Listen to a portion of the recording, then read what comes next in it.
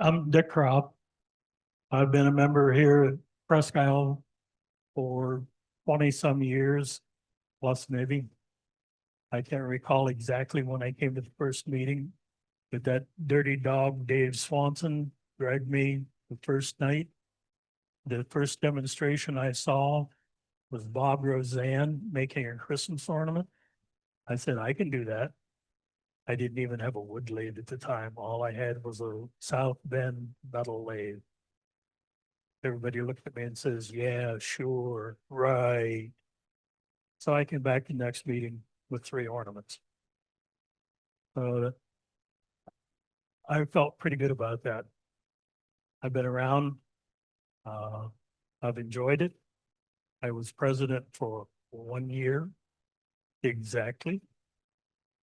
And it is a job that I do not envy Mark at all. It's a tough job, but he's good at it. We both get the job done. If you talk to me afterwards, it'll be goddamn crop. And if you talk to Mark, it'll be thanks, Mark, for the opportunity. That's the difference in the personality. A little bit about my background. I came to Erie in 65. I'm 78 now. I went to work at GE on the apprentice program. It was an indentured program, an indentured servant. I still have the paperwork. The agreement was I started at 2 labor grades below the floor sweeper and worked up every 6 months to the next labor grade as I went. I ended up as a skilled machinist. I learned to run every machine in the plant. In the first 4 years, I worked in every building. We had 20 buildings at the time. We had 13,000 people. I spent the next 4 years in supervision, teaching specific individual operators to run a specific machine on a specific part. On Sunday night, because we were full, we were in a hiring mode, we would bring in 8 to 10 to 12 movies. First thing they did was grind a tool, took it over to an engine lathe, cut a diameter, held size, and then I figured out where they're best suited and where we should put them. Some guys were good, had previous experience. They could do it in 4 hours. Other guys couldn't do it in 4 months. Doesn't mean they were bad employees. It just meant they weren't suited for a machine. They got shifted off to stockrooms, non-machining type jobs, and it worked out well. I was treated very well. After 37 years, they let me retire at 55. And I immediately went south for the winters. I spent 14 winters in Florida. The snowbird, loved every minute of it. But when I had enough, I had enough. So that's enough about me. We'll get started. The Snowmen and the Angels came about from my time in Florida. My wife went out with the girls. They stopped by the Osceola Center for the Arts. That's in St. Cloud area. They had a craft show. What they had was a small theater, 374 seats, theater and around, and they put on 8 to 10 to 12 plays a year. UCF, University of Central Florida, would do 2 or 3 shows with their drama department. A couple other universities there, plus 3 or 4 groups. So every month there was something going on. At Christmas time, there were 13 old girls, and they did a Christmas craft show because they would put on White Christmas or another Christmas play. And it ran from Thanksgiving till Christmas Eve. My wife went with some of the girls.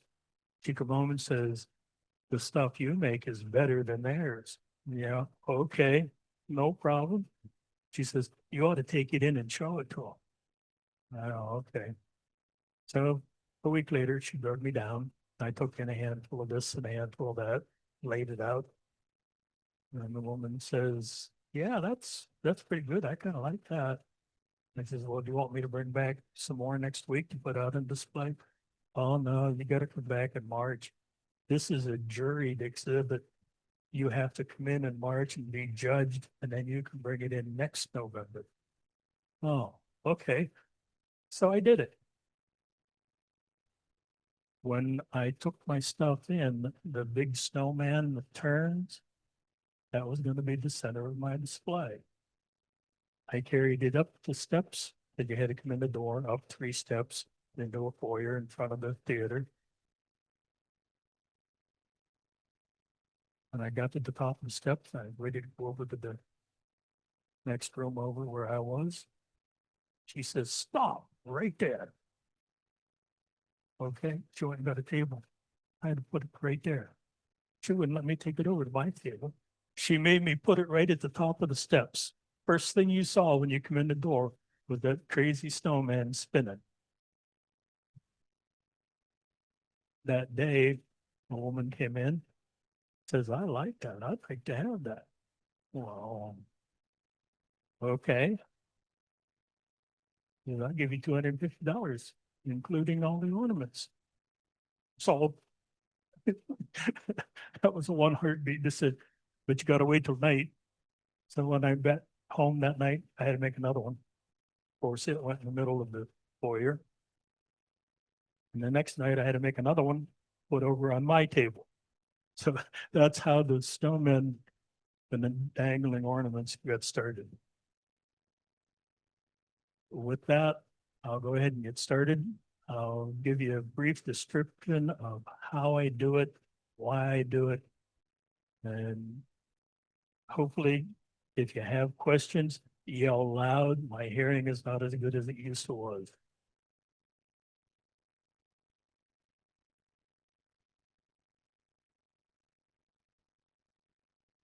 We'll start with the snowman.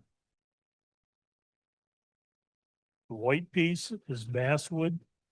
The dark piece is walnut. Thanks to Brother Swanson, I have more wood in my basement than you can imagine. If my house catches on fire, it will burn for 2 weeks. Wood turning turns you into a first class hoarder, and I'm first class AA plus. Dustin here? No, Dustin's not here. Anyways, what I do is I rough saw, not exactly the size, a little oversized.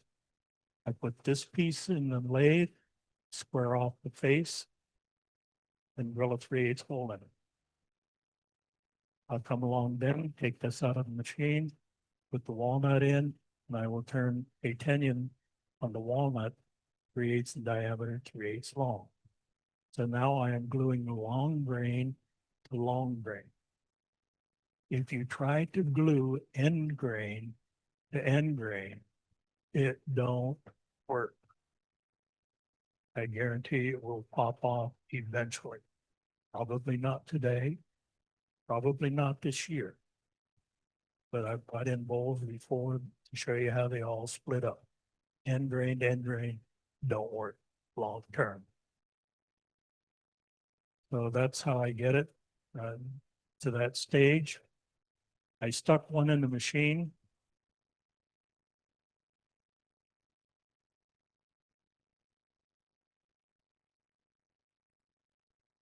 If you notice, there were 2 black marks. I don't know whether you can catch that through the glass or not. Okay, you can see it. Those 2 marks show me where jaw number 1 is. These are cheap chucks from Penn State Industries, probably $100. And they're Tommy bars, 2 of them. Clothing, they tighten.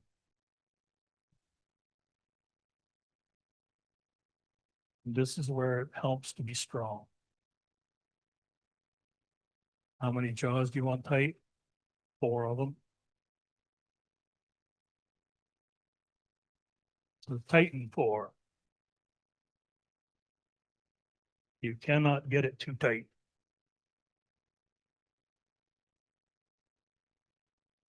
I have a tendency to run fairly fast, although not extremely fast.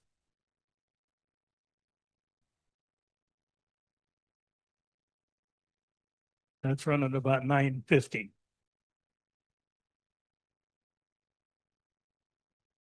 The first thing I'm going to do is there is a center in it, but these cheap chucks don't run exactly on center. So I'm going to go repoint that center so that it is exactly concentric. And to do that, uh, it's just a triangular grind on the tool. Yeah, that's not too bad. You can get the idea. And all 3 sides are triangle. All the angles are not exactly the same because I designed it for me. I want to put in a 60-degree center to fit my center here. I have other centers that are 90 degrees, so I use the other side. And all I'm going to do is come in and touch. And if you notice, my tool has yeah, I'll find it eventually. Okay. You see how it's got a black mark? That's in the wood. And that's how I line up, know which side to use.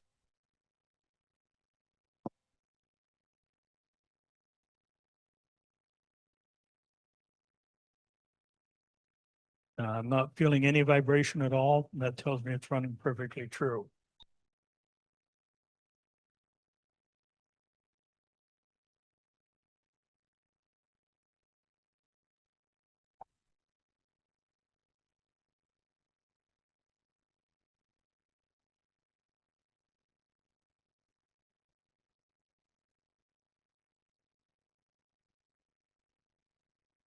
I don't know if you could hear the center pickup. I bring the hand wheel to the top, lock it down, and then tighten up a little less than a quarter of a turn.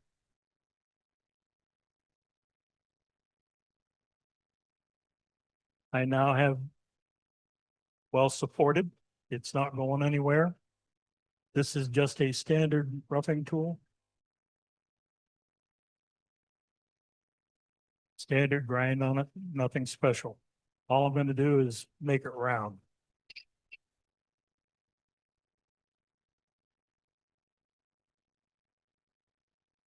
And that ain't enough RPM.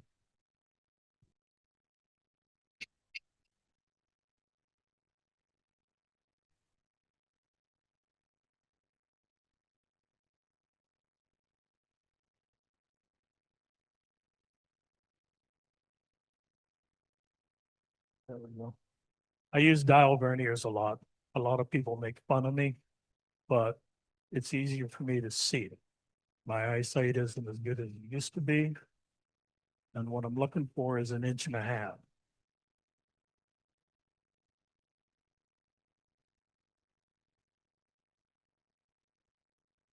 And right now I'm about 26 thousandths over. I'm going to take one more very light cut on it. I'm going to try and leave 10 to 12 thousandths for sanding.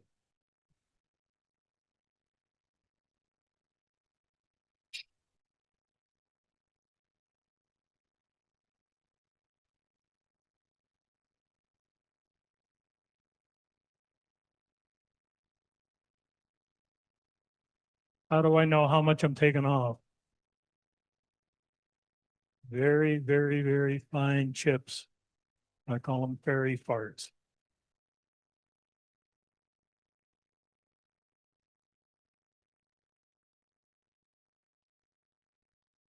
That's about 2 or 3 thousandths smaller than I want it to be. Yeah, it'll grow, right? What I'm going to do next is square off the bottom end. I need a nice flat spot to set the snowman down. This is just a standard bowl gouge. Nothing special, except I put too much clearance on it. Yeah.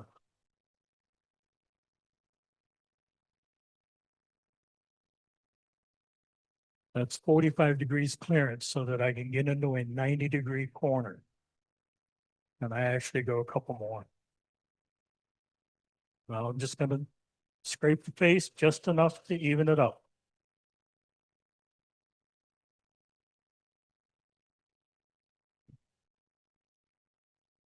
The normal approach, I don't know what camera we want, but okay. Kind of hard to see, but this has a V in the middle. It's a fairly deep V. And if you approach it wide open, that's catch city, guaranteed. I turn it almost 90 degrees vertical. So instead of the V going this way, the V is actually going this way. Makes a big difference. Now, I'm 1.5 inch diameter. That's my starting point.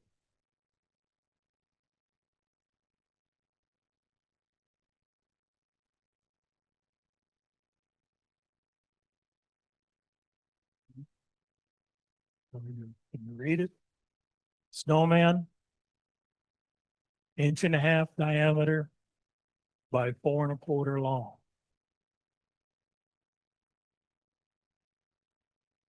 1.5, 1.12, 0.75, and 0.75. These are my diameters.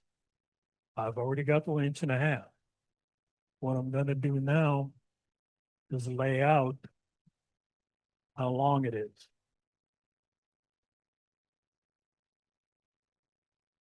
I don't know if you can see it or not, but where this edge is right here, that's where it should be over here, dead even. I'm too long, so I got to take some off the back end.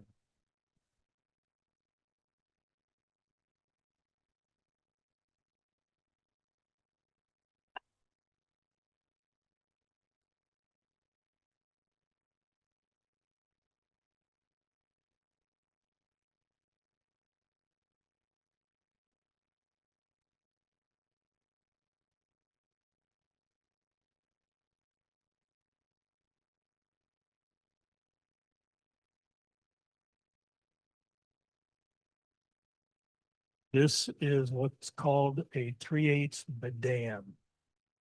It's nothing but a piece of 3/8 tool steel. I would probably bet this came from a Building 12 pool crib at GE. It's Momax, which is a brand name of tool steel. I grind a half a degree or a degree of clearance on each side. So it's actually a little bit wedge shaped to allow for a little bit of tool wear. The only time I touch it, I put it on my grinder, just like this. That's the grinding wheel. Move it back and forth. That's how I sharpen. Nothing to it.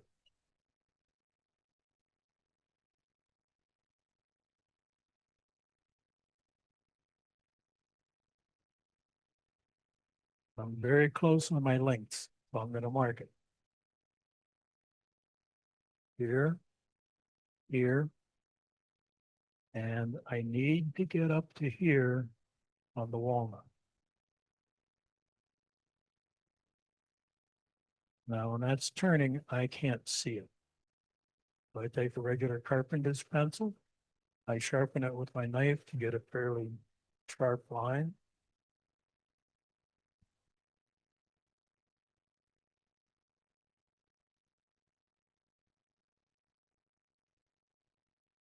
Okay. I assume you can see those lines. What I'm going to do next is I'm going to block in those diameters. Go back to my 3/8 Bedan. And I use calipers. I'll double check them. It should be 1.125 diameter.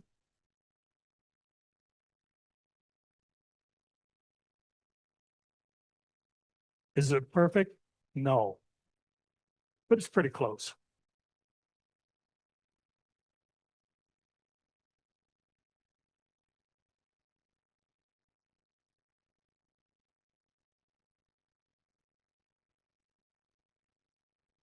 My tool rest was just a tad high.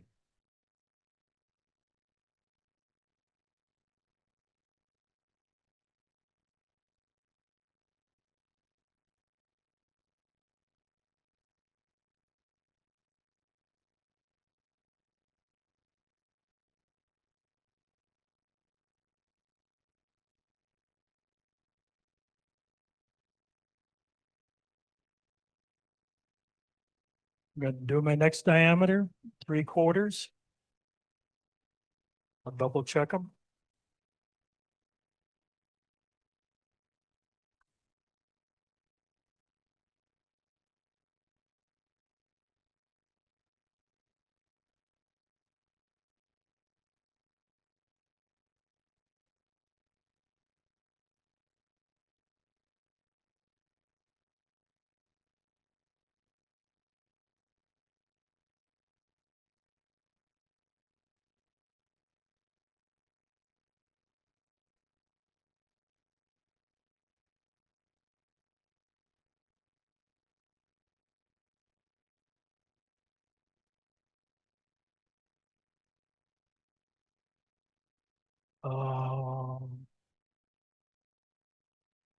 Yeah, he's got one in his pocket. On the reverse side of it. Add finger another way. It says 3/4 drill, 7/8 D. 1/2 inch drill, 3/4 D. Those are cumulative. I start with the big drill, the 3/4.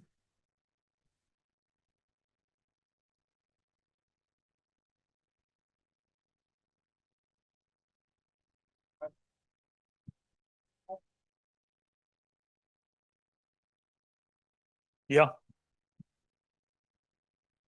Question is Dick, how did you make your PVC template? I start with a 2-foot piece of PVC tubing from Home Depot, wherever, Lowe's. I split it on my bandsaw. So now I've got 2 half rounds. I take each one of those, split it again. So now I've got 4 pieces, 2 feet long. And some things I do are 1.5 inches. Some things I do are 2 inch. Some things I do are 1 inch. So I've got multiple sizes. The standard, I don't know if you can see it or not, but the standard thickness is scheduled. The standard thickness is schedule 40 pipe. That's fairly thick. If you notice, I grind the front edge off, get me down to where it's not too thick. Schedule 20 is ideal, and I think that's what that piece is that's going around. All I do is I know what my measurements are because I made a sample. I set the fence on my bandsaw at 1/4 inch, and I cut in halfway. That sets the bottom edge of my PVC pipe, my story stick. I know how far it is up here, although I don't recall off the top of my head. I know this dimension and I know this dimension. I move my fence over, saw this slot, and this slot. Turn it a little bit, and saw in at an angle. Catch it like that. Gives me room for my pencil. That's, I mean, it's dead simple. Now, the 1/4 inch at the end.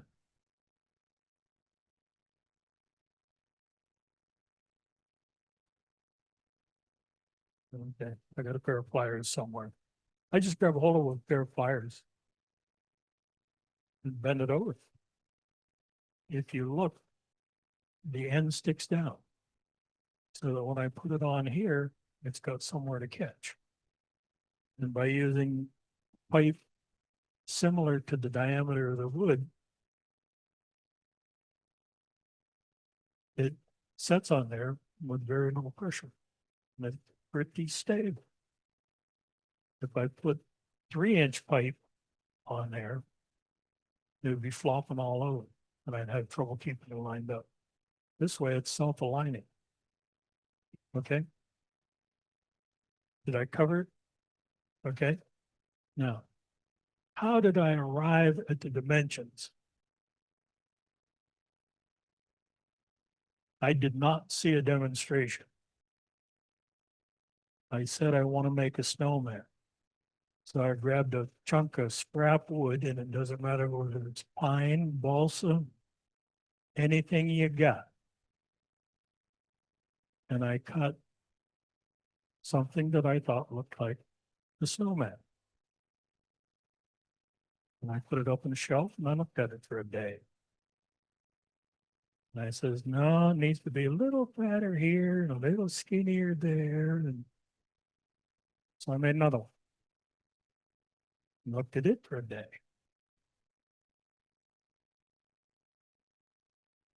Now I finally got one that looked somewhat right.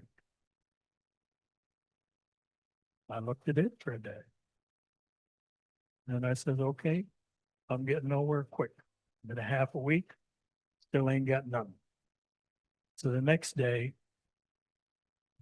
I made one that was taller. I made one that was shorter. And I made a tall, skinny one and a tall, fat one. And a short, skinny one and a short, fat one. So now I've got 8 or 9 or 10 of these. And I set them in front of my wife. I says, you got to pick 2. You got to pick the best one and you got to pick the worst one. And her sense is pretty good, better than mine by 100 miles. And that's how I came about it. So it took me a dozen or so pieces to get the basic idea. From that, I sat down with my 6-inch scale and my dial verniers, and I made the measurements. And that's where I got the measurements to make the story stick out. Because I got the one that I want to duplicate and put out on the table to sell. And I do that with almost everything I do. And I just trial and error, make one. If you don't like it, make chips out of it. Nobody but you will ever know. Burying in a chip pile don't work. Some guys use a pitchfork and all the big pieces fall out. But anyways, that's how I get from a chunk of wood where I'm at. Good enough? Now I'll go back to drilling. Okay. Did I tell you my license plate is a custom license plate? LZC, Lazy Crop. Don't do all the cranking.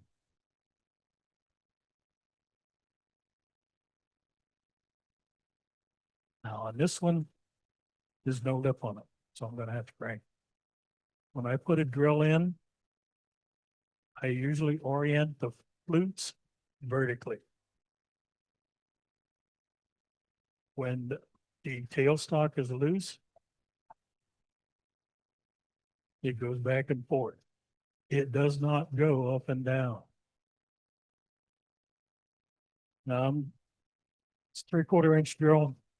I'm gonna slow that down to about 690 RPM.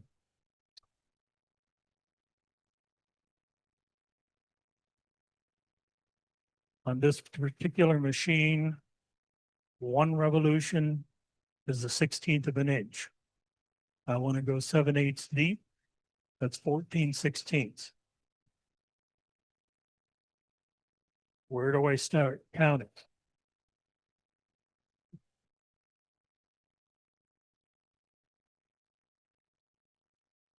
Now, I took off the nubbin that was left from sizing the length.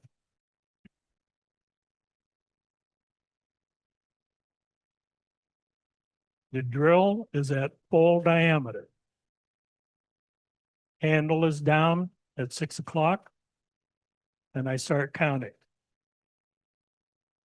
1, 2, 3, 4, 5, 6, 7, 8, 9, 10, 11, 12, 13, almost 14.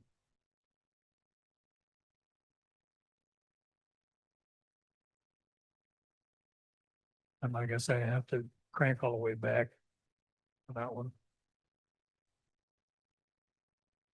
I'm going to put my 1/2 inch drill in again, teeth vertical.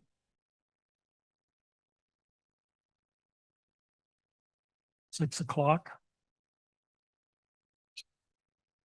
I came in till I touched up.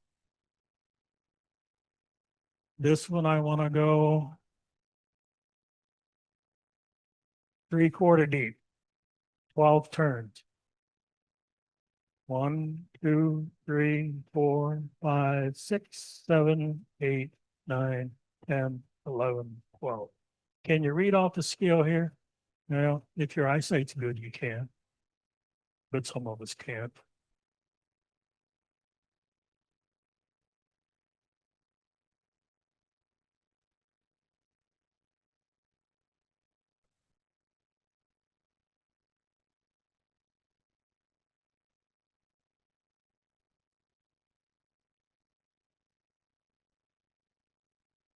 A lot of people at this point would not use this center.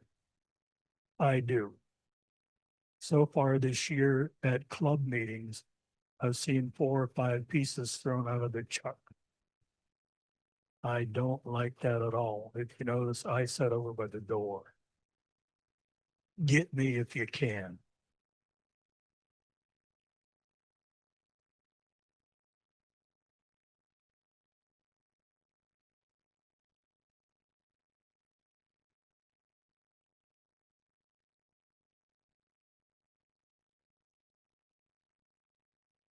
Handles at 12 o'clock, lock it down. Real skinny quarter turn. And I'm gonna bring the RPM back up.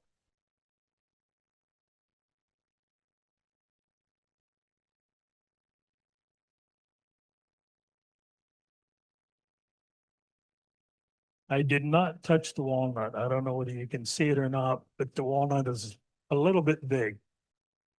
So I'm gonna come in and turn my walnut down to 3/4.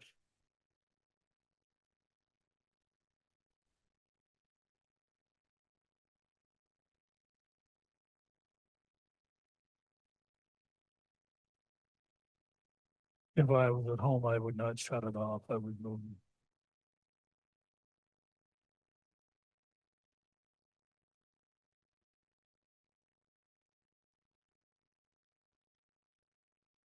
The line that's here is roughly the top of the hat.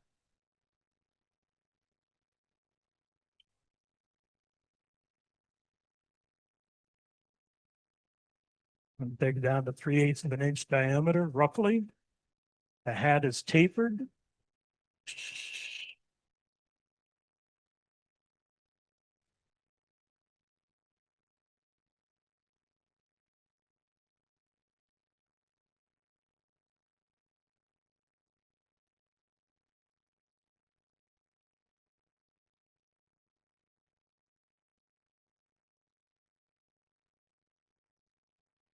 Back to my triangular tool. I'm going to undercut at the shoulder to preserve that length so that when I round it, I'm going to dig in.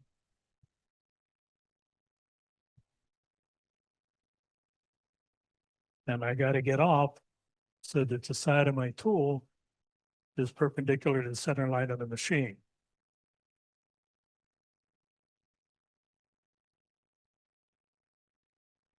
How far in do you go? Yeah, so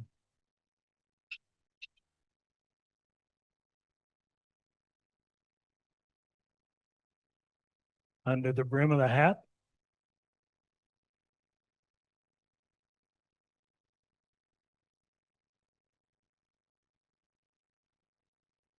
At this point, I never learned to use a skew. Most people would use a skew to round them off.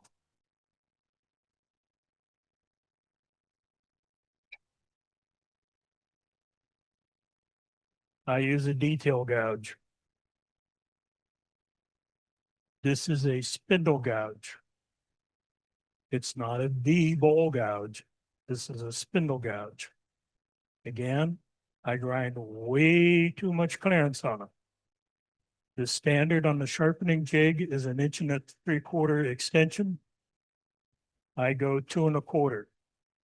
It gives me less than a 45-degree angle, so I can go into a 90-degree corner with no trouble.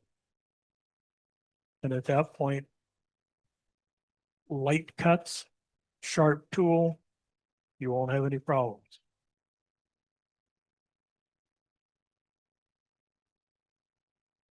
Could I do that in one cut? Never. I'm probably going to take 6 to 10 cuts to get that radius anywhere close.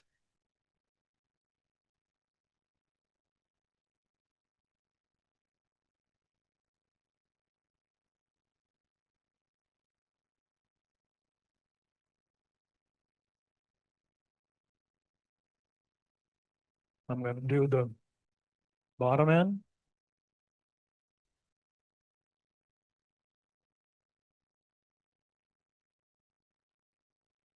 I do not want to come through to a sharp point at the bottom. I want to leave 1/8 of an inch flat. So in my mind, I'm connecting the dots.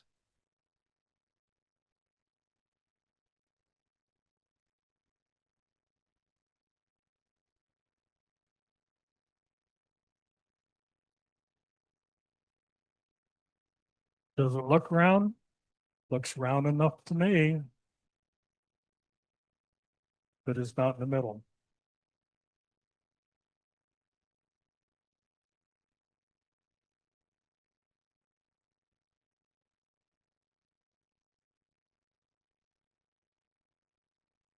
Okay.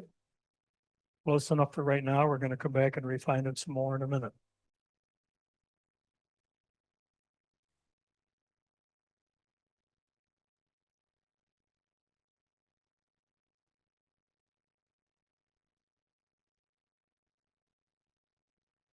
Going to do shoulders.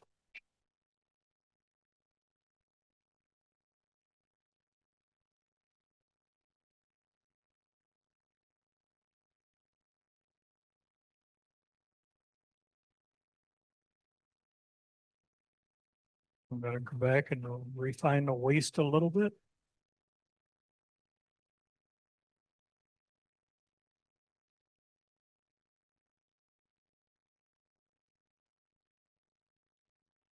And now I'm going to cheat. This now will become a negative rate scraper. Again,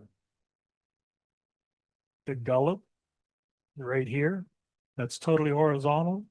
I am going to go almost vertical, turning at 90 degrees.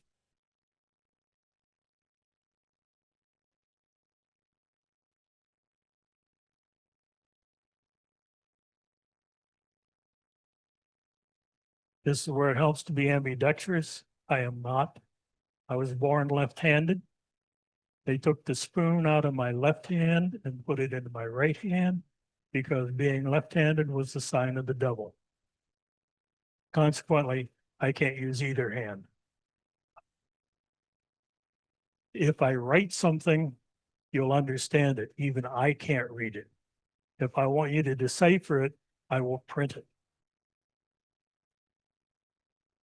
Again, I'm almost vertical the other direction.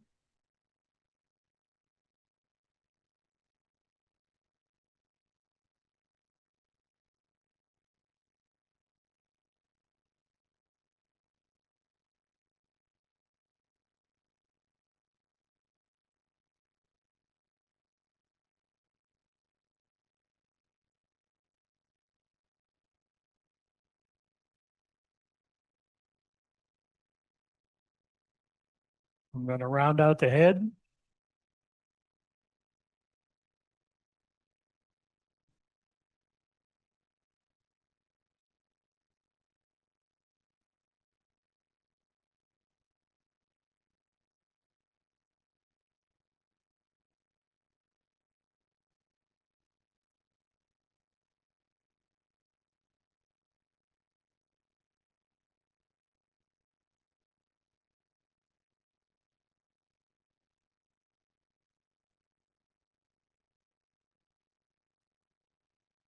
And I will swing right into cheat.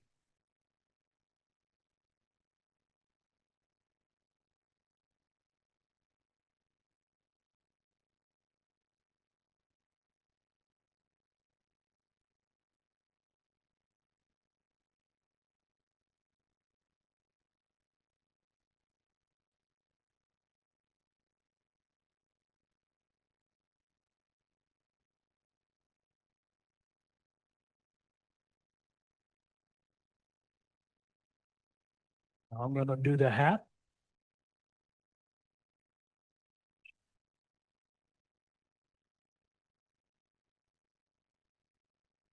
Very, very light cut on the brim of the hat.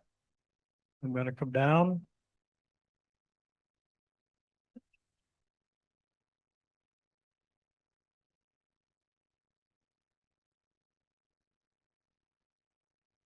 And I'm going to plane the top of the hat.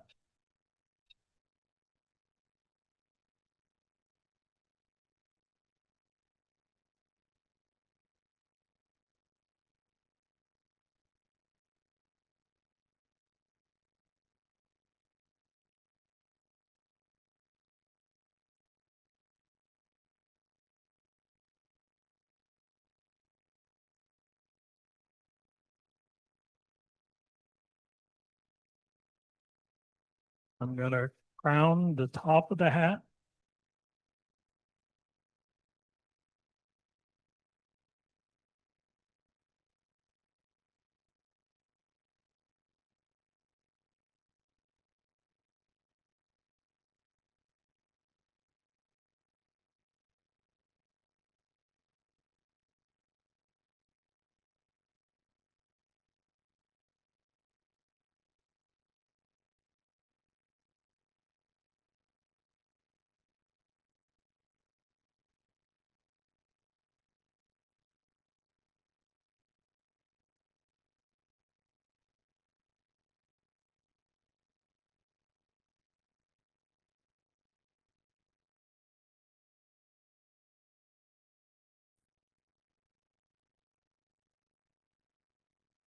At this point at home, I would sand it. I'm not gonna make the dust in here so that we don't catch hell.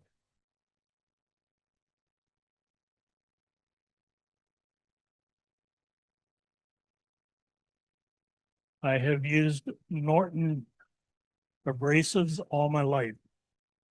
That's what I stick with. I get them at Kime Lumber.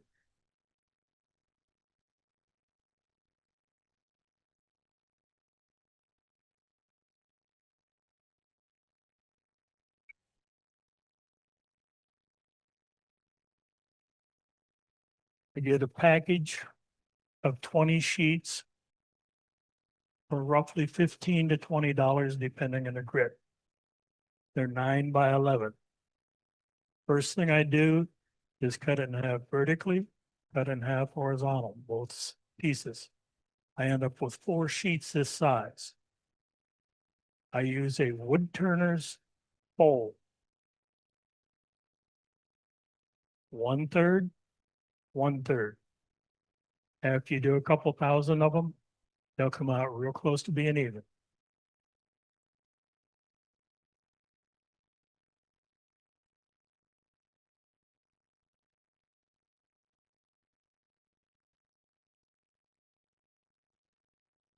I just caught the one edge here where I had a little step. You notice I did not touch the walnut. If I had taken that piece of sandpaper with a white dust on it, I went up and cut the walnut with it, it would make the walnut look muddy. So I have white paper and I have dark paper. There's the dust on them from each one. At that point, I'm going to call that complete. Any questions?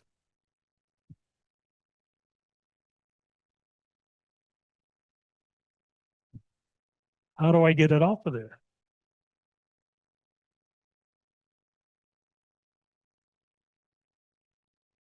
If you look at my tools,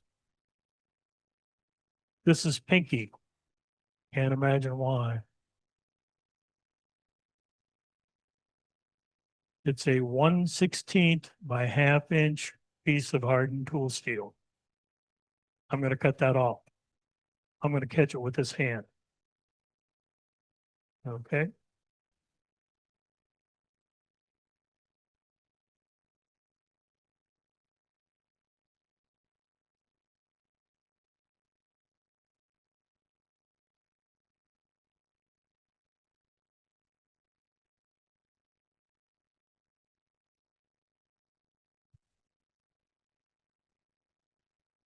Okay, here we go. You notice I'm not coming straight in. I'm coming in at a little bit of an angle, and I'm going to swing with it, which will give me a little bit of a crown on the head.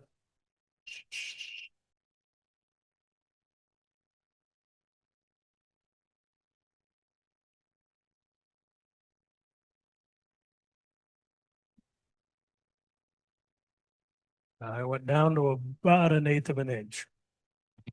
I'm going to move over one tool width.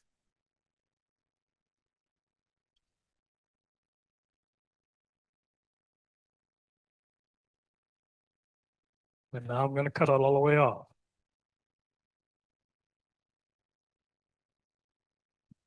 Okay?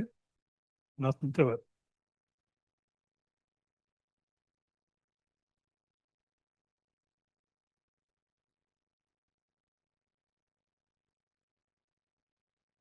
Kind of hard to see, but there's a little bit of a tip right on the top.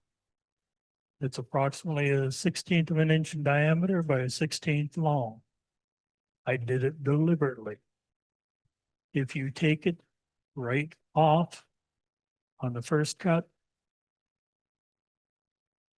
it will tear a hole in it. And if I can find my pocket knife.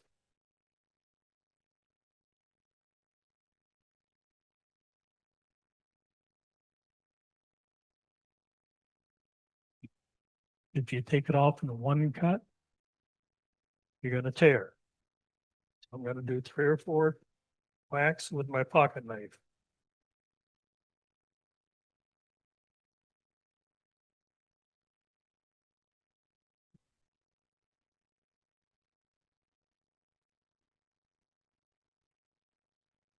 This is 120 grit.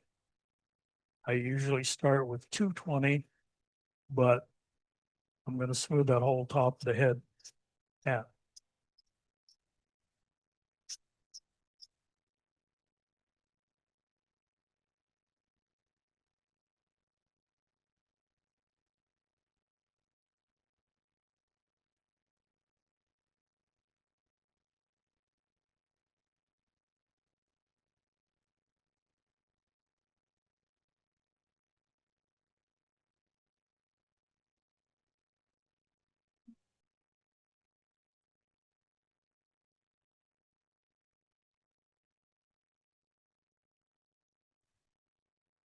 I used 120 and 220. That's where I quit.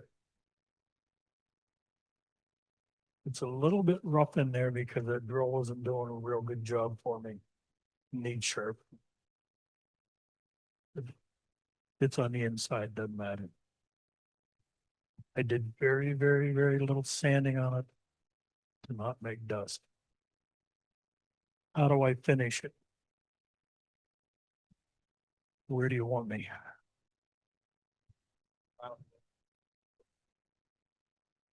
All right, we'll go to the white table.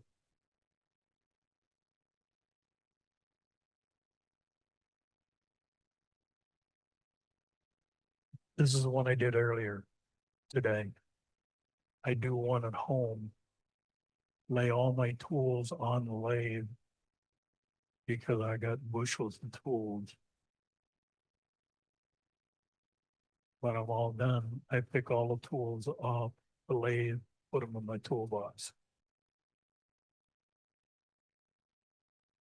This is the one I just did. This is a punji stick. Punji stick. Anybody that was in Vietnam knows what a punji stick is. They dig a hole, stick them in like this, cover it up, fill it up with crap and anything they could find, dead animals. Right in the middle of the path. You walk by, step on it, your foot goes down in it. This goes up into your foot. Of course, with all that crap in there, you have an immediate infection. It takes 3 people to take care of one wounded soldier. They knew that. And they took care of it. All it is a piece of scrap, too small to make a pen blade out of. I rough turn it round. I drill a hole in the end of it, the right diameter.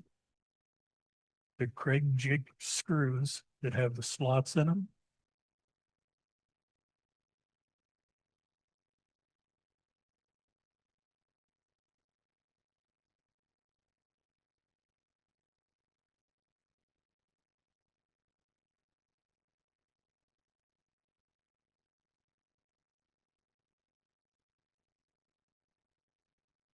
I'm up in there 2 or 3 turns, not very far. I use Deft lacquer almost exclusively. The first coat is sanding sealer. It's not clear. It looks like there's sawdust in it. And it probably is for all I know. I dip it in the Deft, stir it around, let it soak for 30 seconds or a minute, pull it out, drain it into the can. I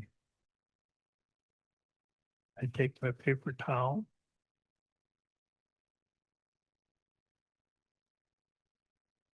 stick it up as giggy, and give it a quick turn. Let it there. I take the next one.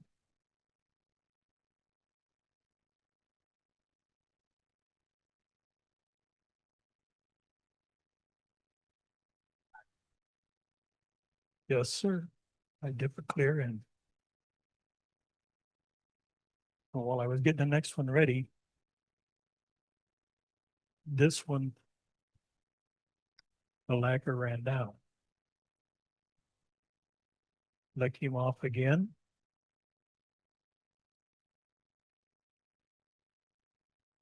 Dip, stir, bring it out, drip, lick, them all. I take the next one, screw them in, dip, stir,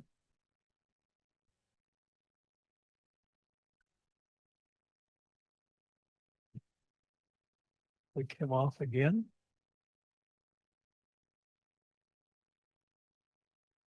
Back in. Give this one a quick click. That's about the rhythm that I have when I'm putting the sanding sealer on them.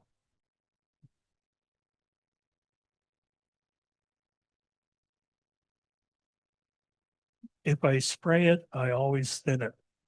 16 to 3. 16 ounces of sanding sealer, 3 ounces of lacquer thinner. That works pretty well for me. The spray gun that I use, $13.95 at Harbor Freight. It's a 4-ounce touch-up gun. It's got all the adjustments. It works quite well for me. I don't spray these, I dip these. Anyways,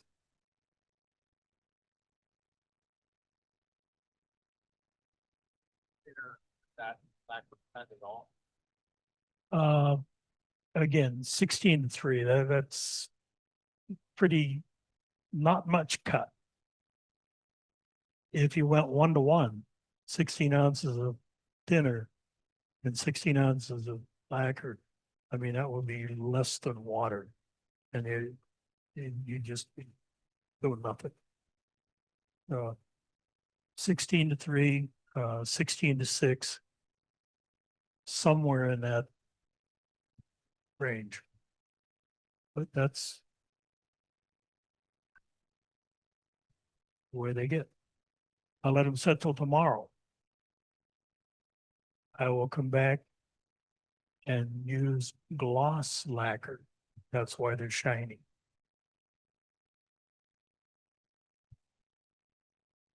It's somewhere around $45 a gallon when you can find it local. And occasionally you can at Palace Hardware, 26th Street, the Peninsula. Barriers. Sometimes they have it. And I cut that again, 16-3, 16-5, something like that. And I do the exact same dipping. I don't do any sanding in between. I don't do any polishing. If I did a good job of sanding them in a machine, you don't have to. And the directions tell you with depth, no buffing in between is necessary. Can if you want to. And if you get a run, now you got to. But if you're religious about licking the bottom off, you don't get run. But I do the exact same thing tomorrow with the gloss. Let it set at least a day. And when you're making them, when I make them, a dozen is a small run. I let them set 2 to 3 to 4 weeks out on a shelf somewhere. That allows all the thinner to evaporate. If you put them directly into a tote and put the lid on it, I guarantee you in 2 days, that lacquer will melt together. They will stick and have flat spots and weird looking things. So put them out for a week or two. Doesn't hurt them. Then pack them up. Okay?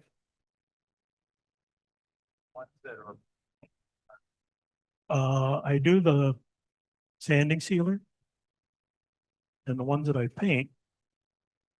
And if you looked at them, one snowman right here, that's kind of ugly piece of wood. I would normally paint him white.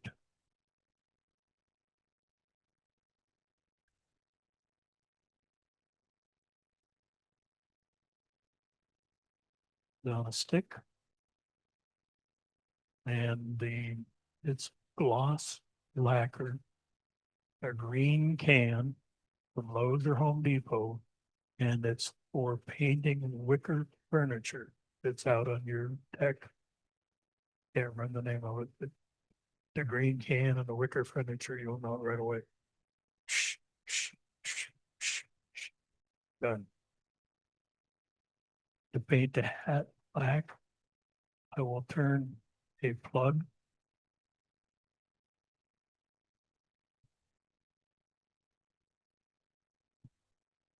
with the 3 diameters that are in the 2 diameters, whatever they've got. Turn it on. This machine will go down to about 49 RPM. I let it spin. I go get a sample of good outdoor enamel paint from Lowe's and Home Depot, black, little artist brush. And if it spins, if you look at the one that's painted white, up under the brim of the hat, I don't know if you can see it from there, but it's got a white rim on it. I didn't even try to get up under it.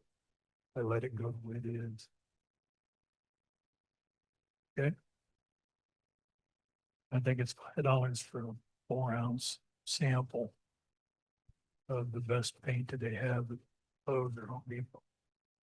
That's how I do them. Then my wife takes a Sharpie magic marker, and puts the eyes on and the eyebrow and all that fancy stuff.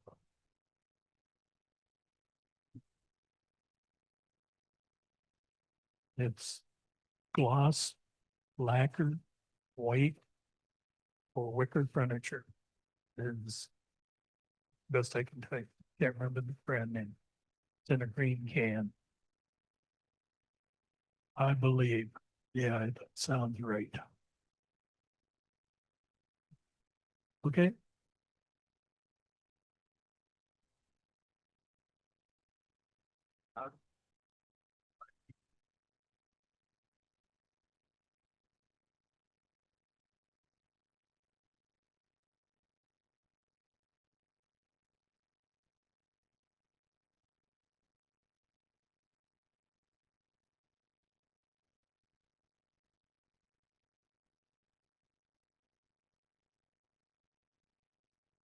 When I make the girls, okay, that's two pieces of wood. The hat is separate. If I try to do the hat all in one piece, it ends up looking like a dunce cap. Okay? So I make it separate. At this point, I want the two to fit together. And when I put them together, I use E6000 glue. Watch out because there's two different cans of it, or tubes of it. One looks like a toothpaste cap, and it comes out the same way, and it's totally useless. The other one has a drip nozzle, and it's a drip in there. But I want the diameter to be as close to accurate as I can make. And the hat itself is very simple. Again, back to my two-piece construction. There's a hole all the way through, 3/16 diameter. I turn the 3/16 pinion on this end. Put regular yellow glue on it. Glue the two together. If you have close fit, you can turn it in 10 minutes, if not tomorrow. To get the perfect radius in here, I use an end mill.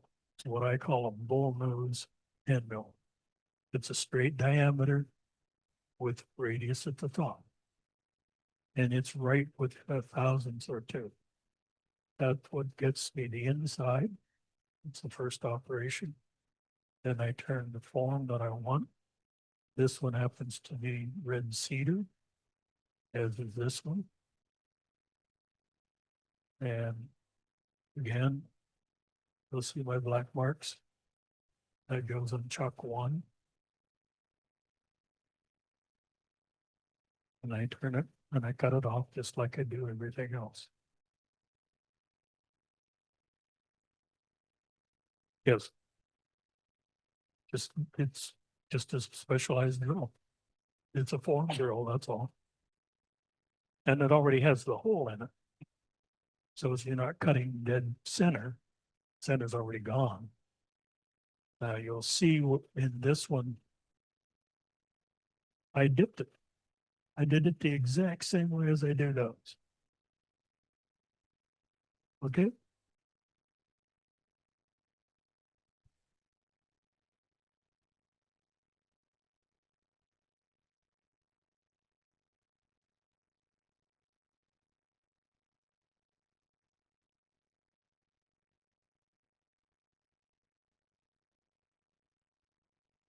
Did everybody see the, you want me to pass it? Okay. Here you go.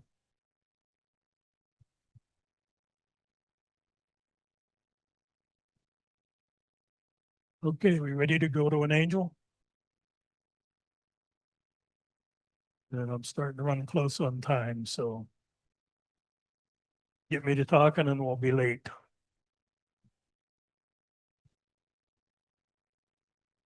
No, that's not fair. Ask the question, but I'll try and keep the answers short.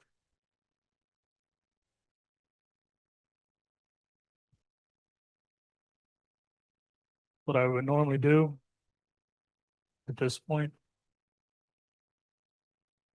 that's the piece of walnut that was too long.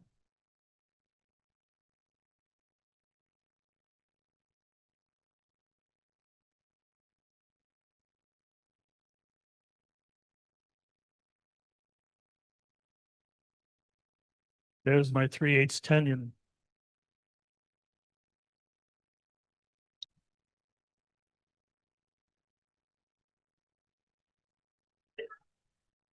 To make my next hat.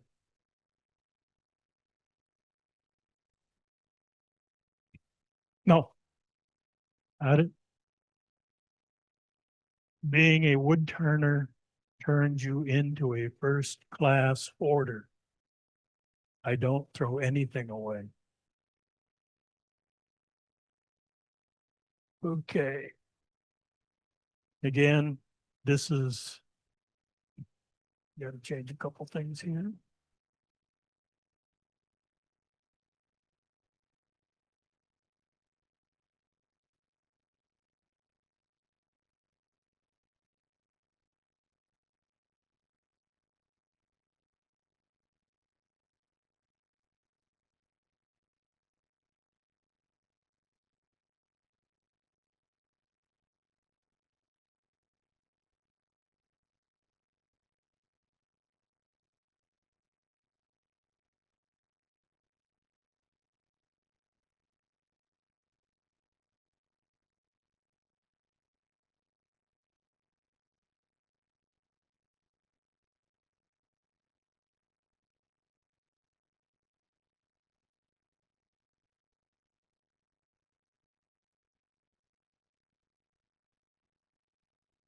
All I did was rough the blank.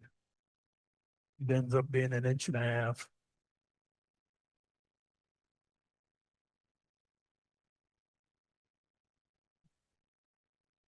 Inch and a half. The blank is 1.5 by 4.5. Actually, this one's a tad longer. Just what I had. And that's also a little oversized.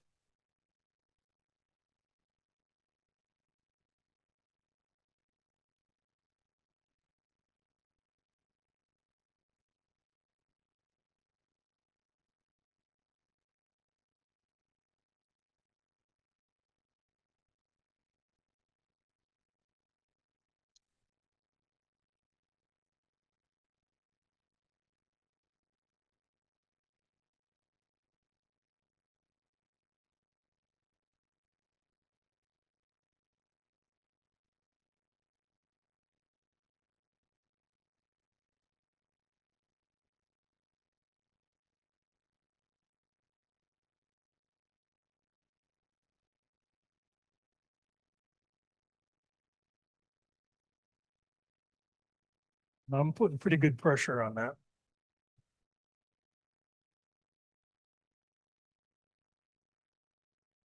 Dustin, but he's not here.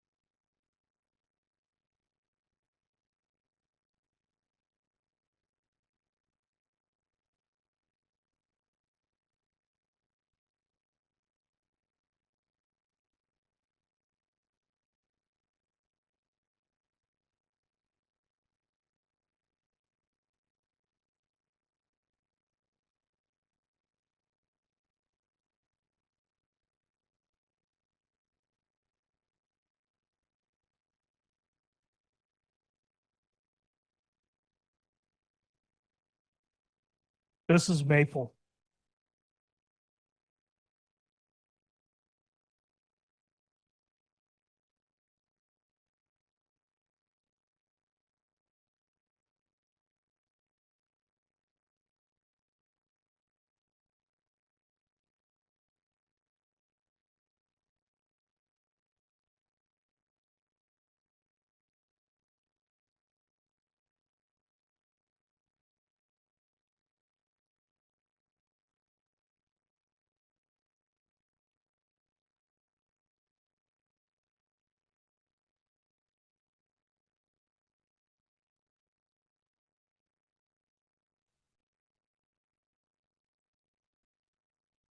I'm gonna square the end off so it sets flat. Again, my detail gouge. And it's almost totally vertical.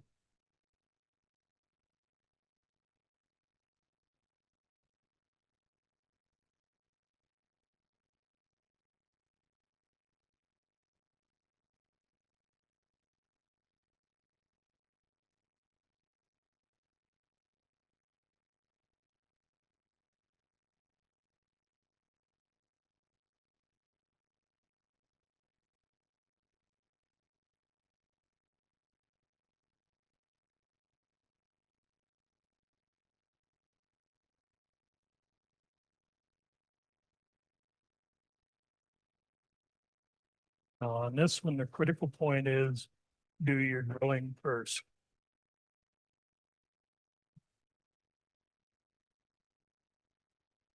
When you get down to that small diameter, it's gonna be a problem.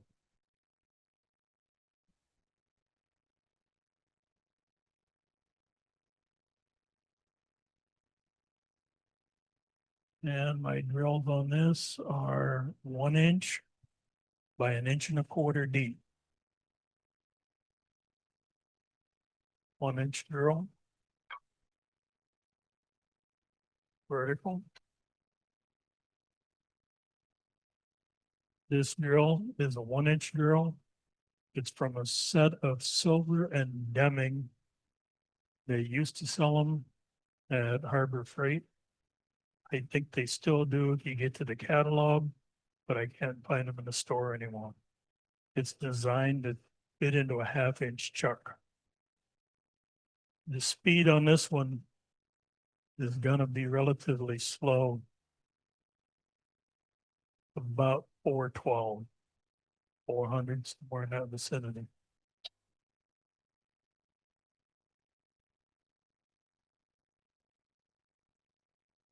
An 1.25 inches is 20/16. So once I hit full diameter, I want to go 20 turns.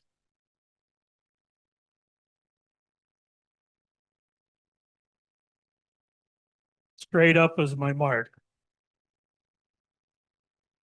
1, 2, 3, 4, 5, 6, 7, 8, 9, halfway,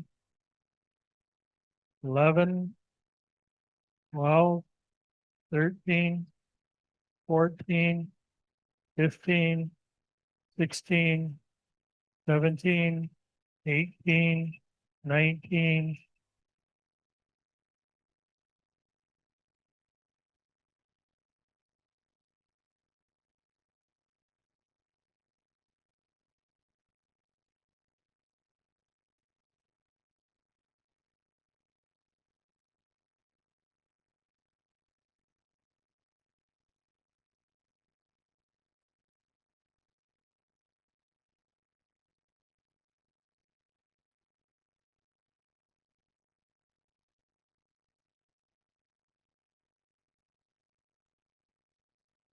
Three-quarter, 1.25 inches deep. Glutes vertical.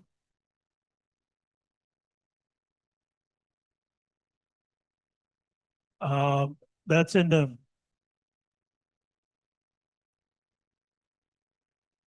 belt. I think that's peculiar to this machine. Mine doesn't do that at home. And we'll be up at 650, somewhere around there. Yes, it's inch and a half now. It started out inch 5/8.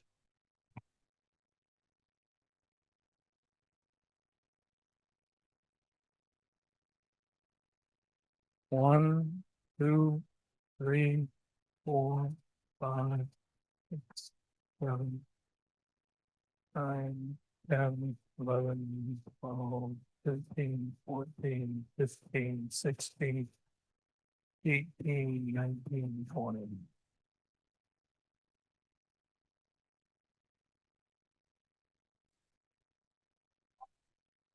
Oh, yep. From the face to the bottom of the hole is 2.5 inches, an inch and a quarter and an inch and a quarter. That makes sense?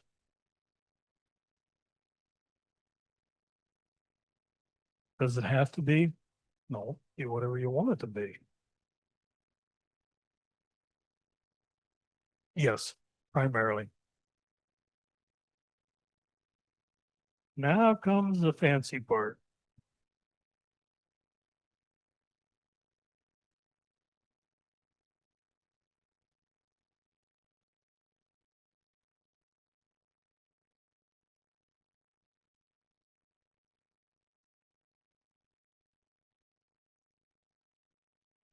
I can feel a definite step in there. I'm gonna go in and taper this hole.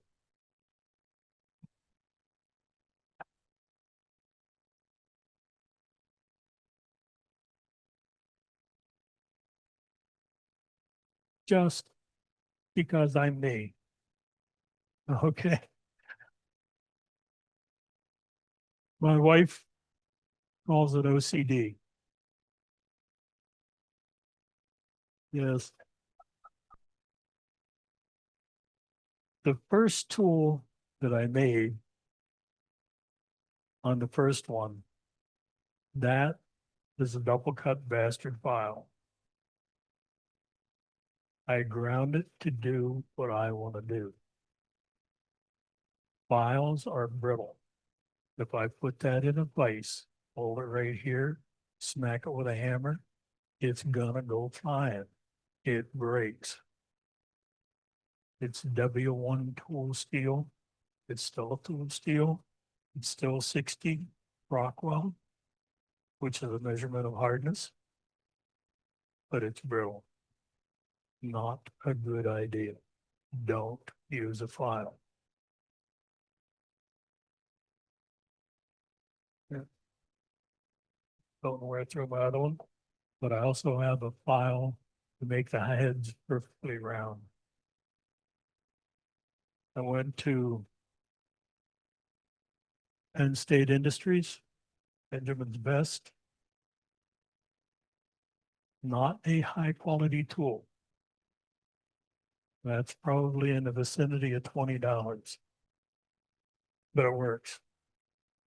Sharpen it a little more often. And in your lifetime, you may go through an extra one or two of them, as opposed to paying $100 for top notch. Doug Thompson makes the absolute best tools in the world, but is there $120? So I can have 6 of these. They're pricey.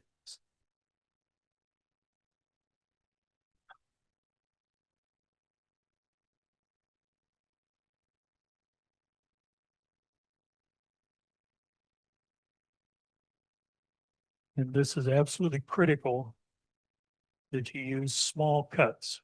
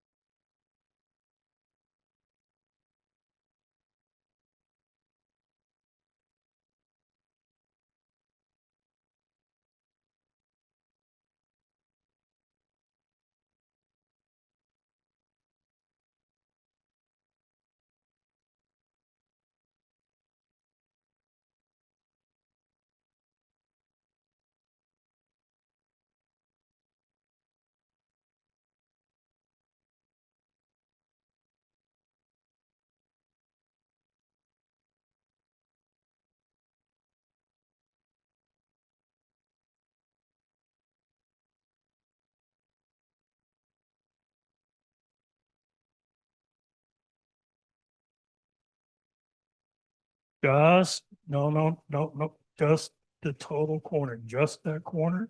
And I'm only taking a 30-second deep cut.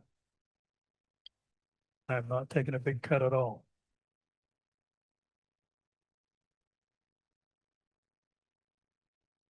It's a little rough in there. At home, I would use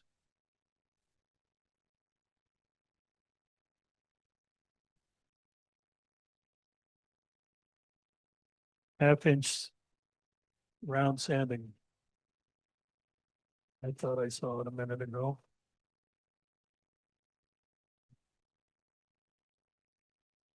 Okay, no fine, but it's sanding sleeves.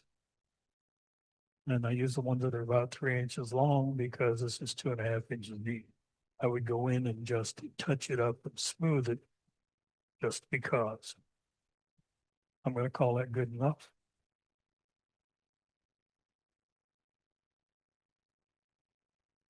Yes, yes. Some of those will go to 6 inches long. Cut them in half.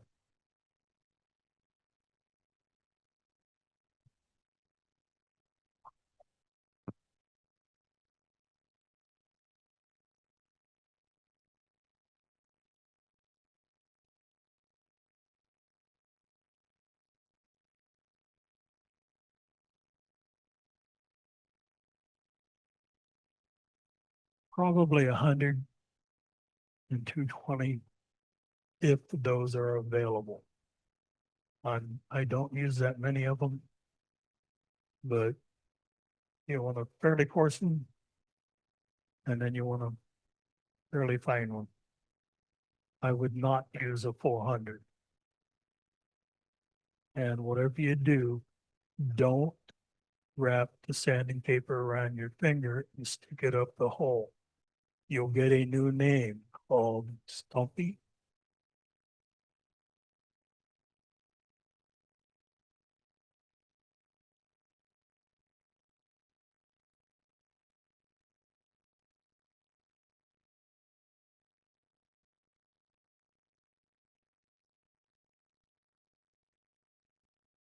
My Bedan tool has a black dot in the end. I can recognize it half a mile away. Now the head diameter, I've got two diameters I got to hold on here. 1.5 inches at this end, which I already got. Where the shoulder is, I want that to be 0.94, 15/16.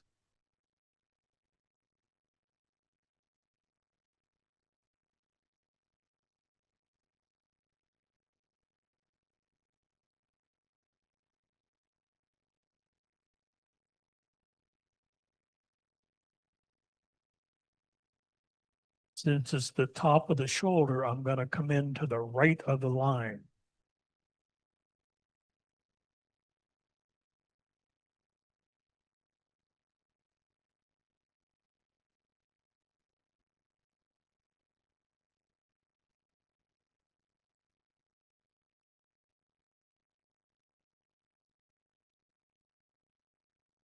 The head diameter is 3/4.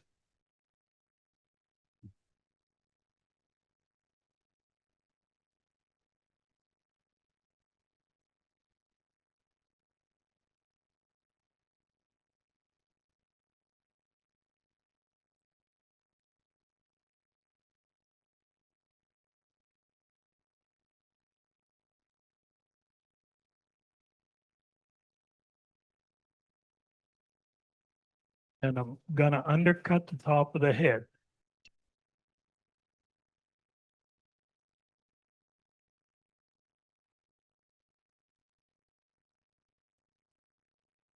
If I had done that first, I'd have broke it off because of the small diameter when I tried to taper the bore.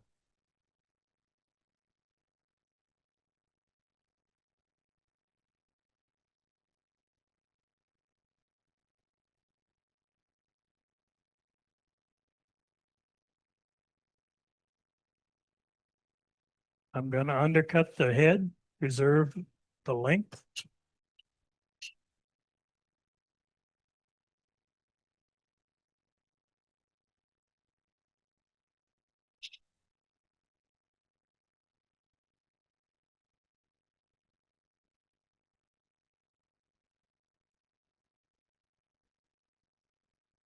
Thinner roughing gouge.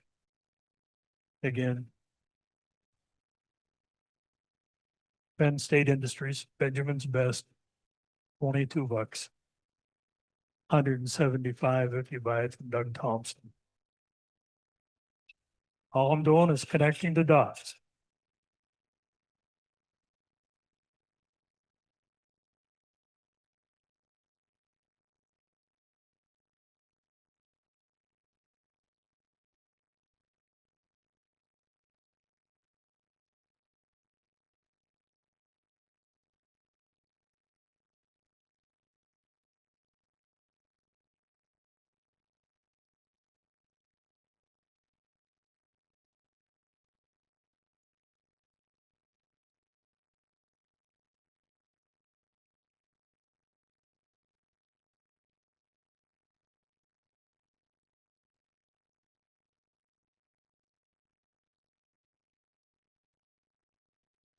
Got a little bit of belly.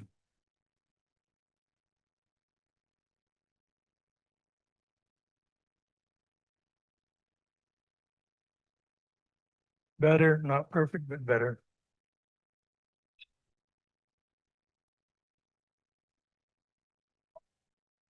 But yeah,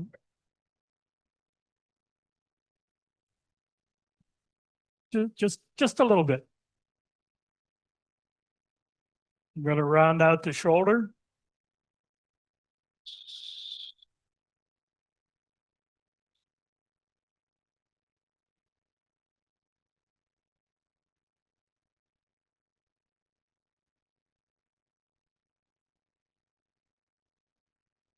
Do the chin.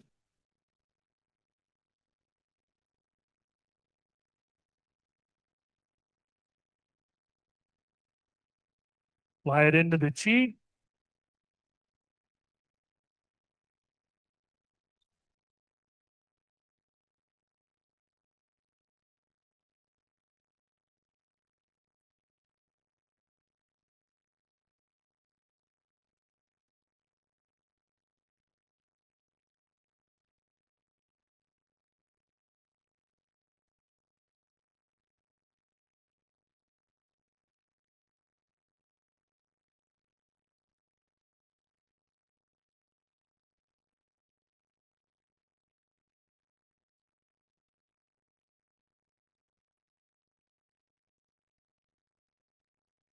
This is how I cheat. Again, Benjamin's Best, 20-some blank.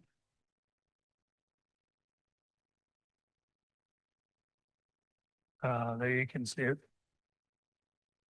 That is a perfect radius.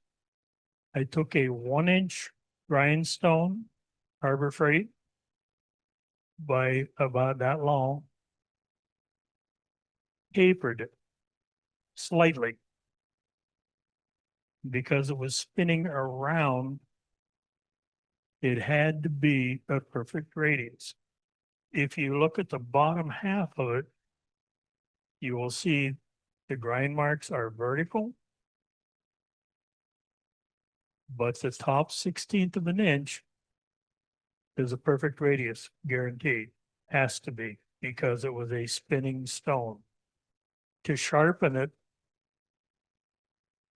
I usually use those small diamond pads, and I just rub it across.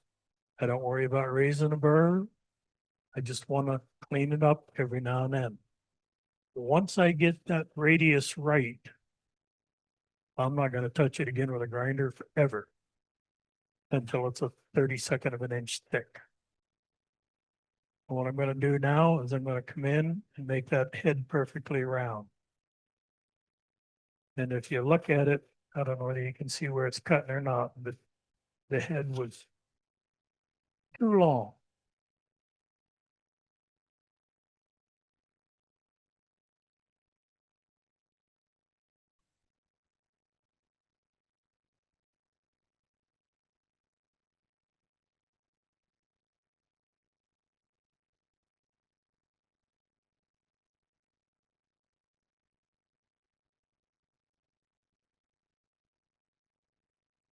I don't know whether you could see it or not, but I was pumping the handle up and down, changing it from zero rake to negative rake, back to zero rake, negative rake. And every time I would move it, you get a little bit more chip coming off of it. I've got a little bit of a step in there. I'm going to go in and sheet one more time.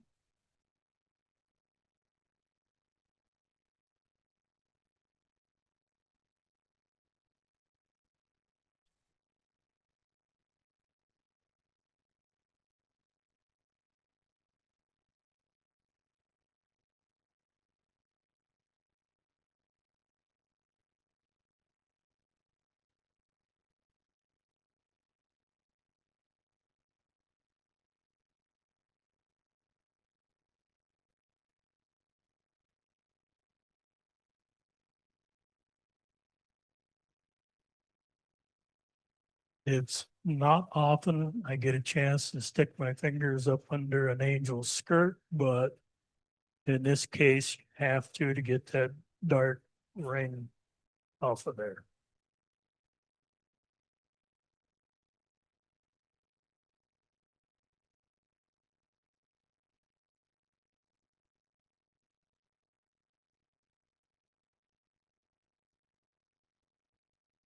Back to Pinky. I'm gonna cut him off.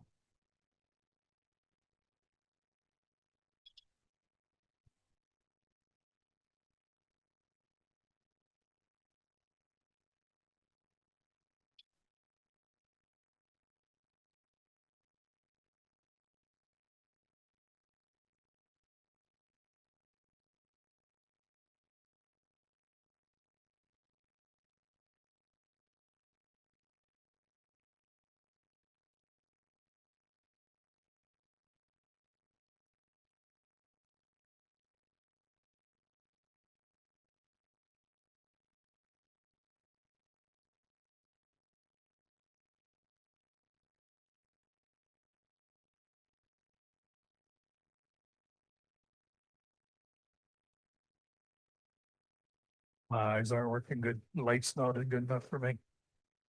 But I'm gonna pass it around the way it is. It's savable, but I'd have to probably use some 100 grit to form the top of the head. Okay? What's that? Yeah, a couple might.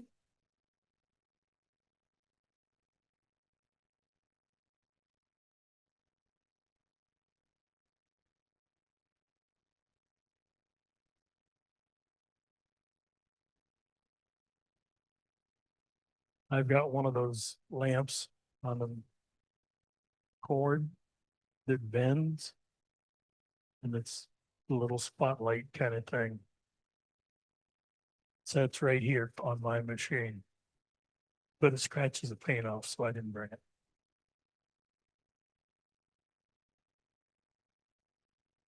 Okay, we're gonna do a wing.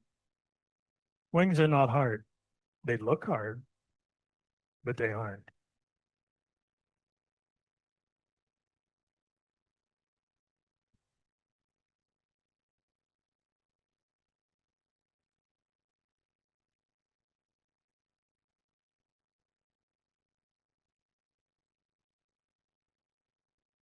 Bring back. See my two black marks? Those go on either side of chuck one.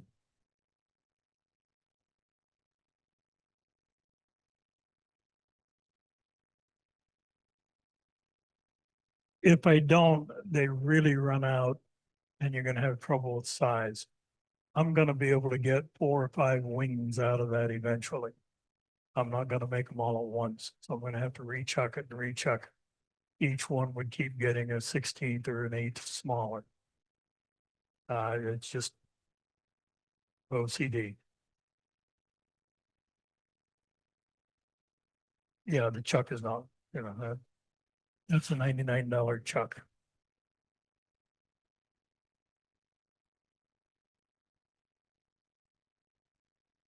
Well, yes, obviously.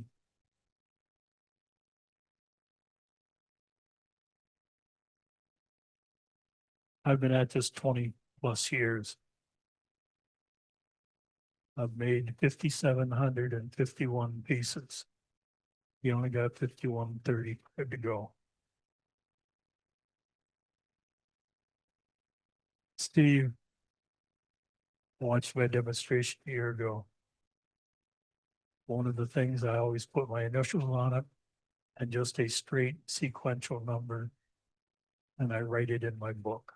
Somebody told me to do that on day one. And I've pretty much been pretty reasonable. I do not count tool handles.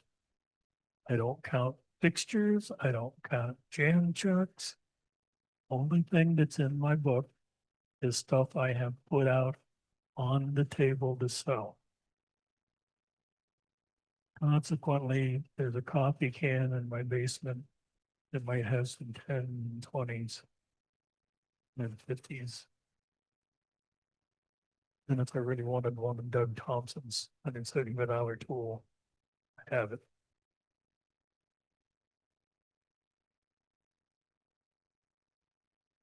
Yeah.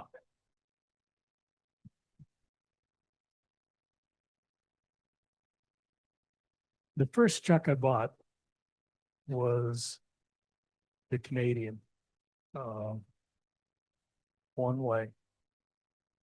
Stronghold is the big one. That goes up to 5 inches, something like that. I bought the small one. Yeah. But anyways, that's a good one. That one I use the serrated jaws in all the time. And they really bite in and they hold. And I won't tell you I never threw a piece, because I sure as hell have. But not very many.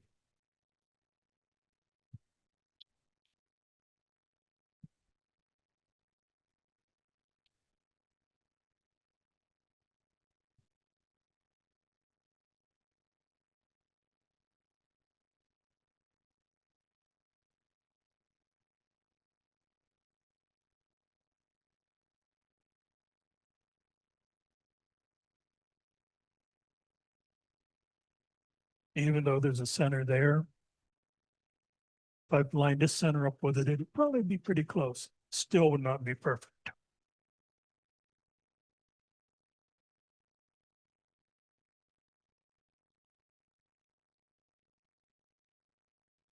Can you hear that chattering? I can certainly feel it.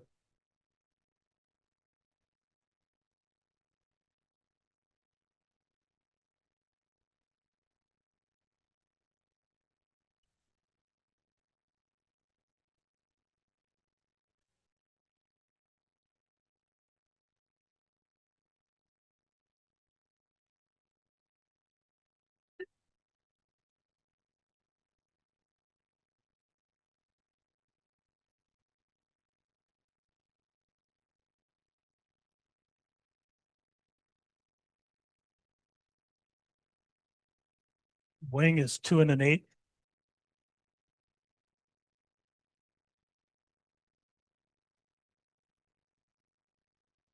Close enough.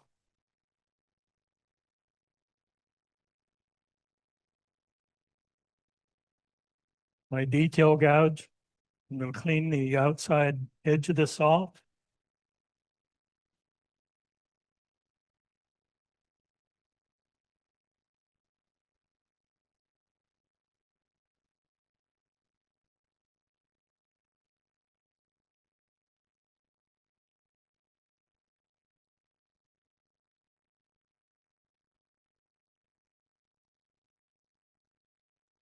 The length is 7/16 of an inch. Story stick even for that.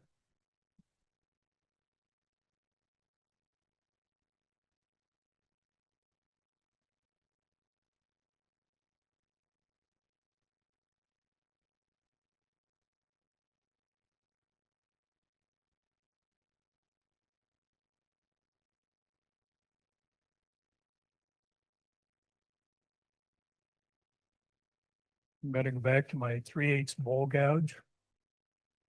I'm gonna cut 1/4 of an inch deep.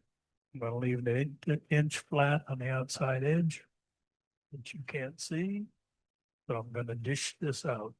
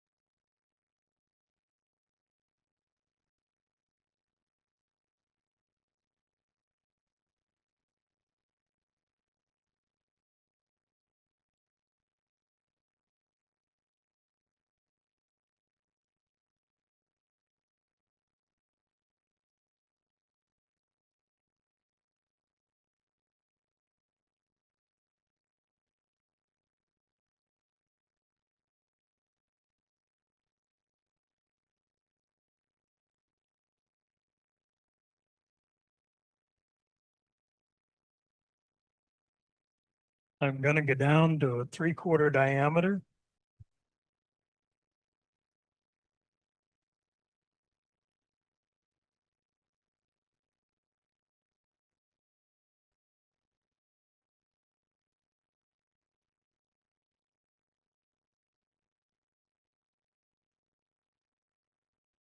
Less a little bit.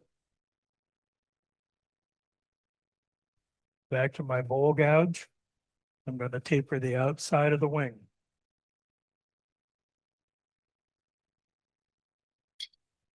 Again, could you do it in 2 cuts? Maybe.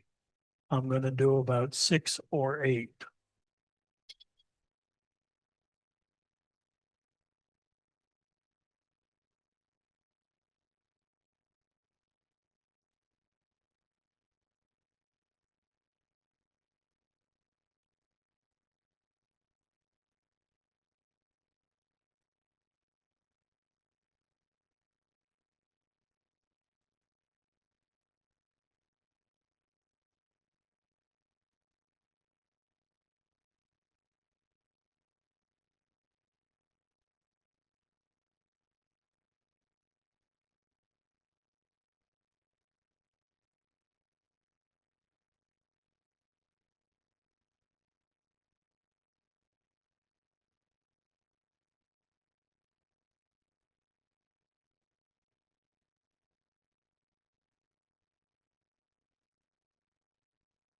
Pretty close.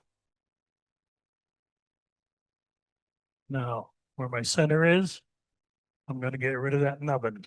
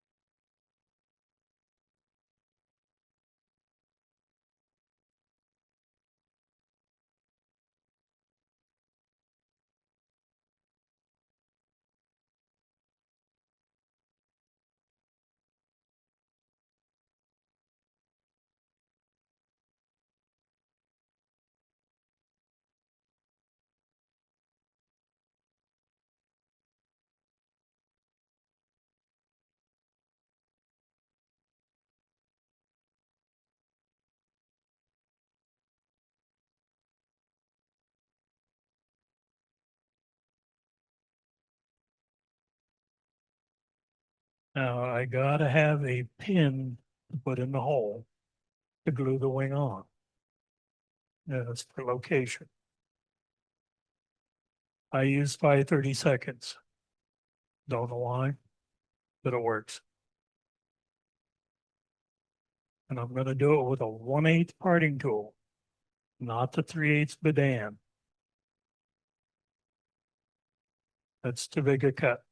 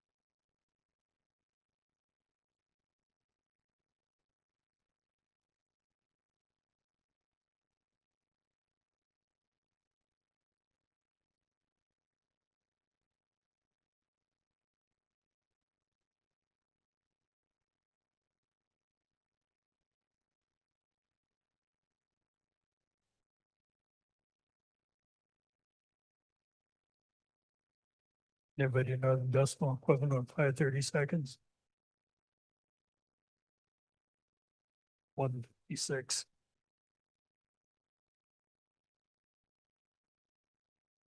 I'm about 158.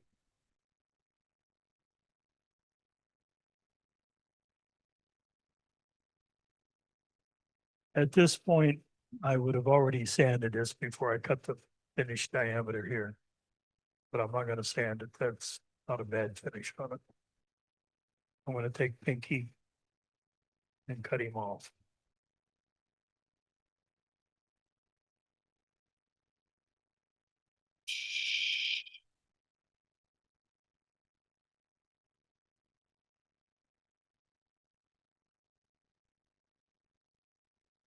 And at this point, I've got an undercut.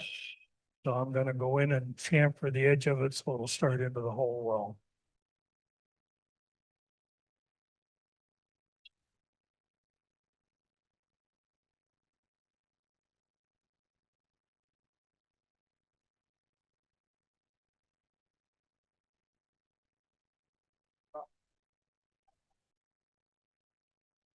Three-eighths, the width of the dam.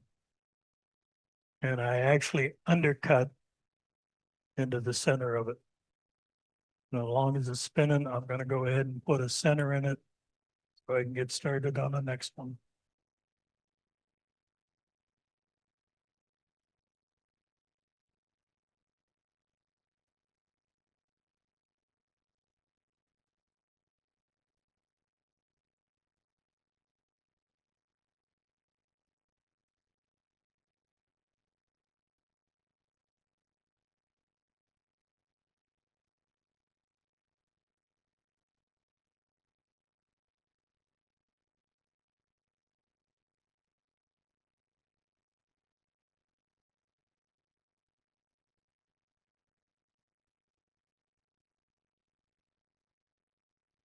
That's the one I cut at home earlier.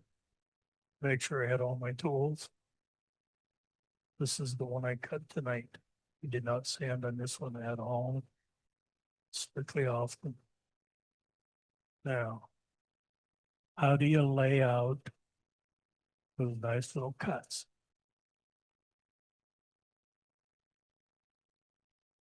On this machine, one of the best machines in the world, but it has the absolute worst index mechanism in the world. But you can get to 24 if you want to. So what I did is I the line off the tool post, index 1, and went all the way around. Then I took a nickel or a dime, laid it in the corner, so I had the same number of lines here and here, and here and here. Do a raise, took it over the bandsaw, and sawed it out. I took that spindle sander, put it in my drill press, and I go around the edge. And that's how I smooth it.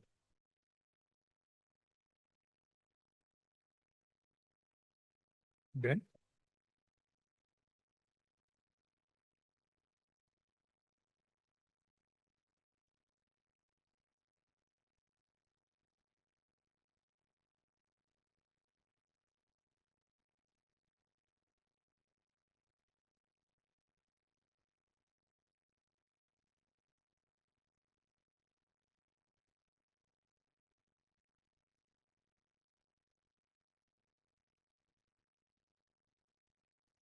Each size angel has its own size wings.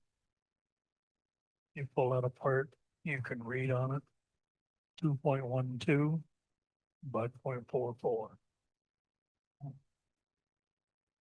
Okay.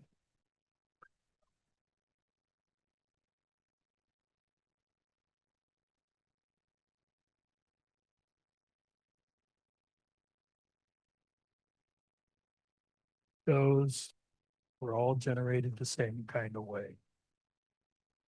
And like I say, that one up there might be a $0.50. This one down here might be a dime, whatever radius fits. And you got to have the same number of lines on both top and bottom. A word of caution. When the lines line the growth rings, when they line up vertically, they look the best, in my opinion. But they are the weakest. They will break off right along that growth rate. Turn it 90 degrees. It won't look as well. It'll last a hell of a lot longer. The thickness of the wing, approximately 1/8 of an inch. Anything less than that breaks right away. 3/16, she's a muscle man. Okay.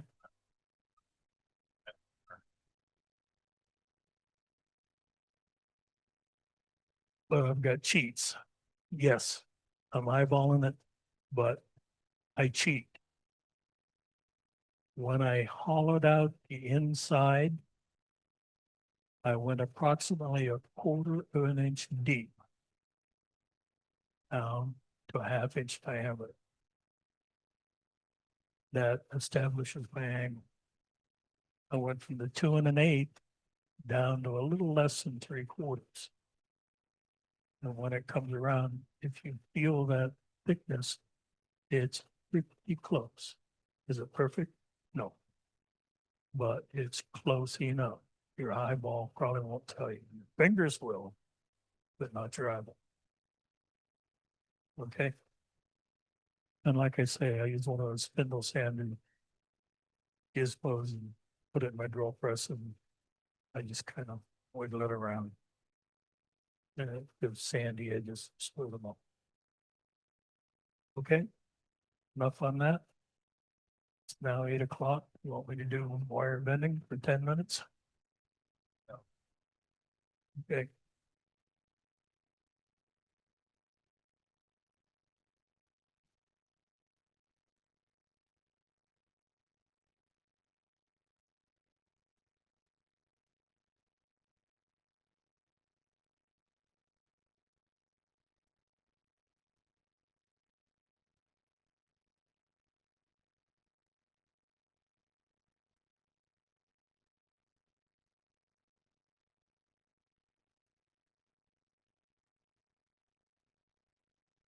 The halo.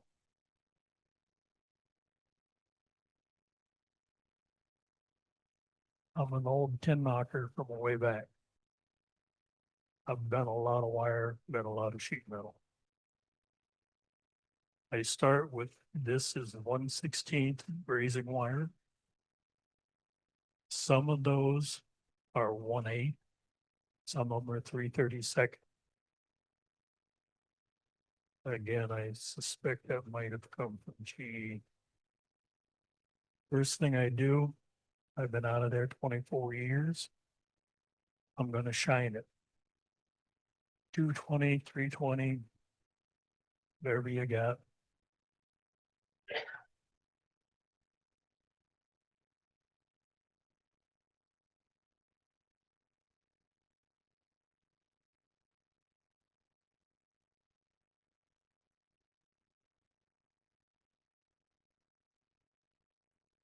Good enough for tonight.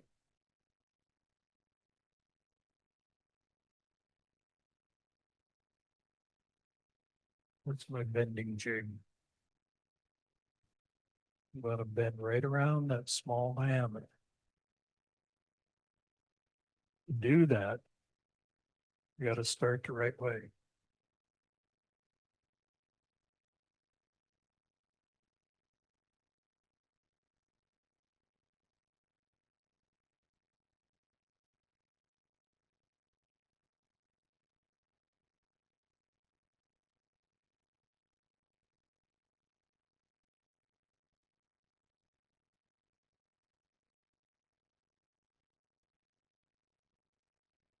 Oh,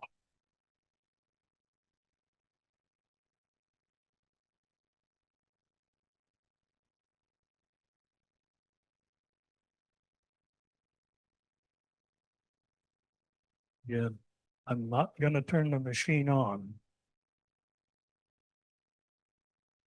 I really don't want to make a corkscrew, thank you.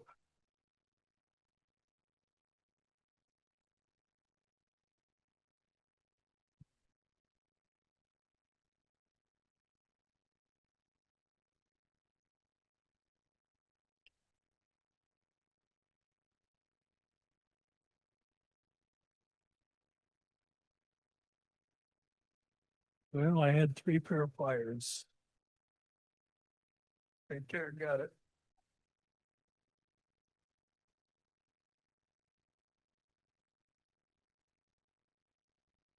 These are simple full nose pliers. I'm gonna bend over whatever the length of the jaw is. Gonna bend it 90 degrees.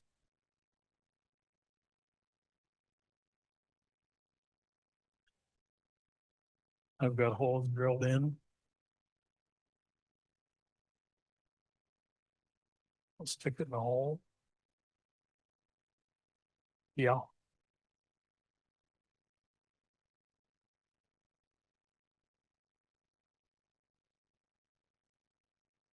I go a full turn and a half. Because of a thing called spring back.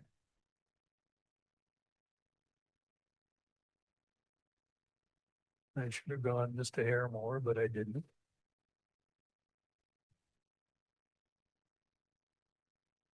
Maybe I still can.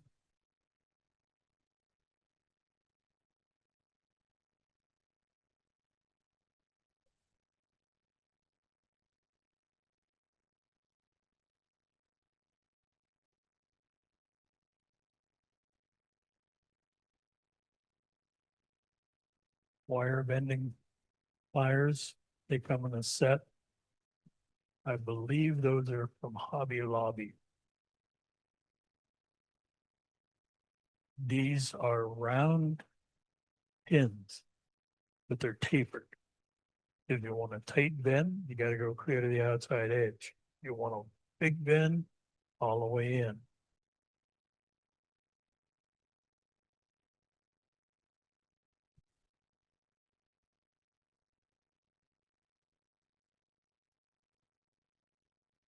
My brazing wire is getting brittle. I think I just broke it off.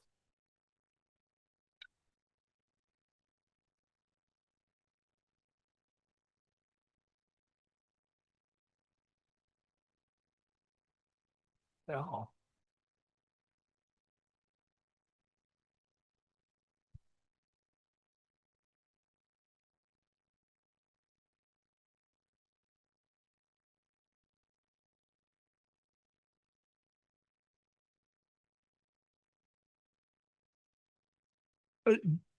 Yes and yes.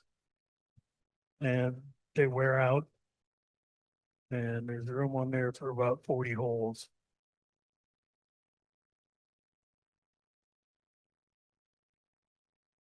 I'll try not to break this one off.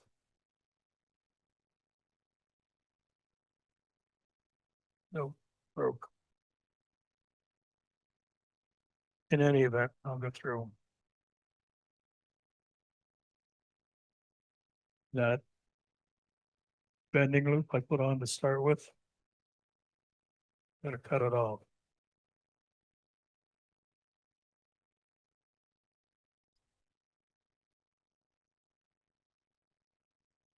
If you look at it. No, no, but you can where you can there, you can see there's a gap in there. I would bend that gap closed. I'm not gonna because I'll break clear off.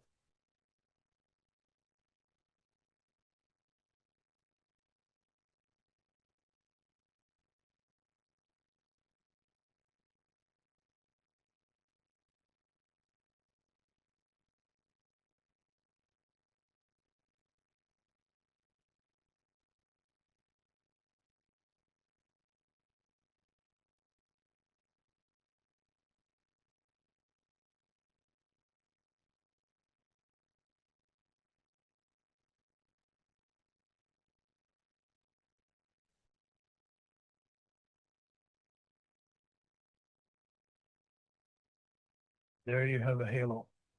Now that one is way too big for the angel that I made, and that's being passed around, but it's way too big. I've got other ones with other sides. And I usually label them as to what size wire and what size angel and what size hole and all that kind of stuff. But this gives you the idea. Get a loop in it, and it's all hand bending. Now, that's great.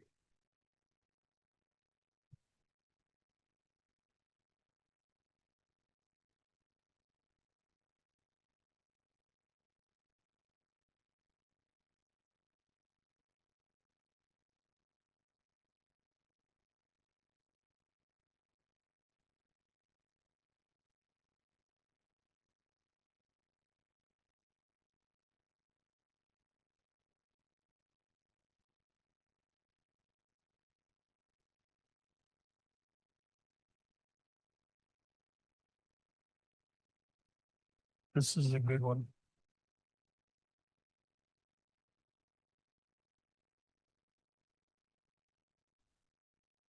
I'm sure you cannot see it from there, but the loop is not perpendicular.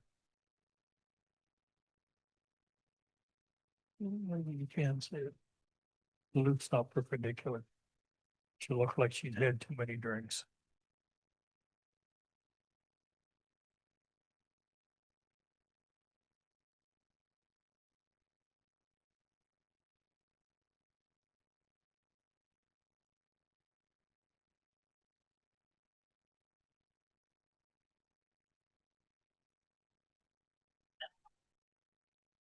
That one's pretty close.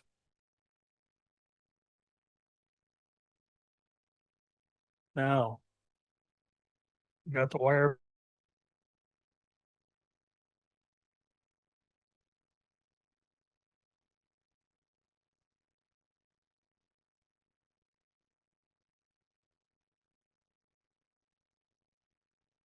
How do you get the hole in?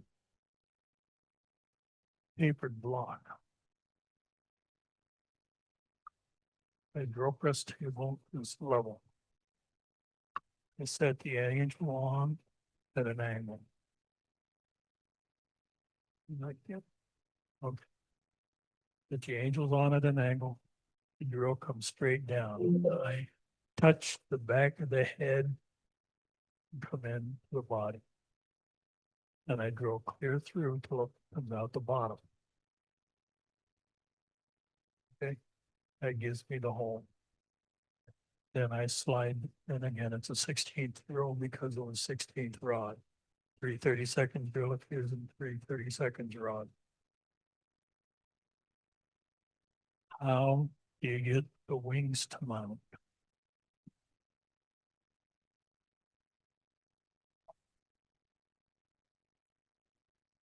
Mhm.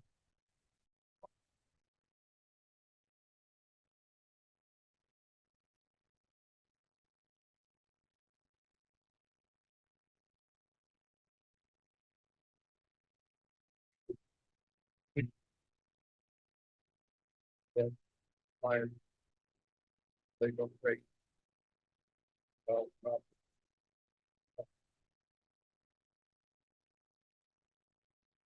no.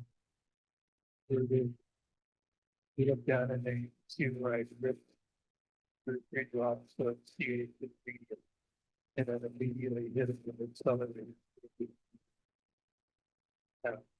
How do you drill the hole?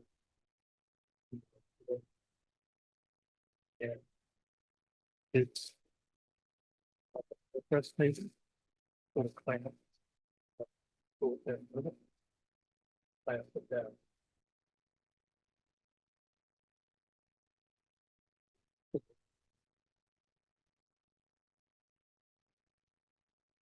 Boom.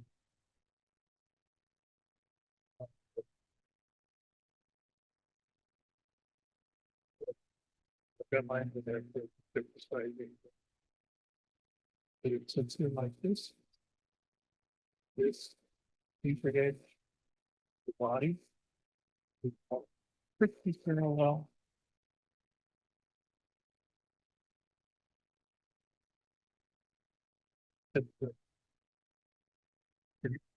Making the parallel to the table.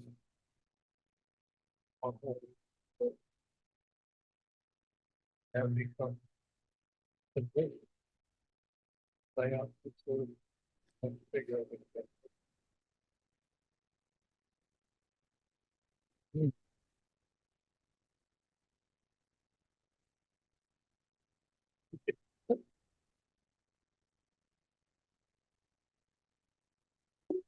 I could calculate it today. Here. See what I did. This egg fits.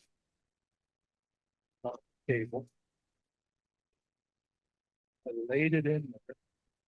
He said, this block, bottom block, is paper block. So I got to lay that. Like. Did. The parts on it. Put the glue on it. So, yep. If I had been wrong, I'd have probably taken it over the results here. Not that phone at all. Hello, everyone. Welcome to Hillman Tarot. This is an energy read. Okay. Yeah. He does not give you.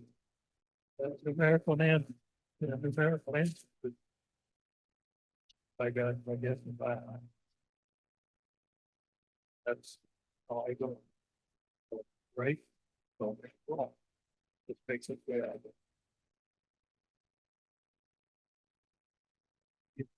And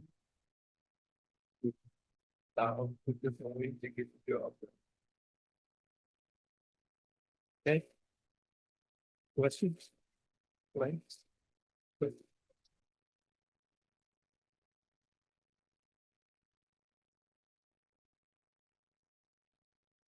yeah, I hand it to my wife and say, here, do that. Ain't that the way it's supposed to be done? Is that right, Dee?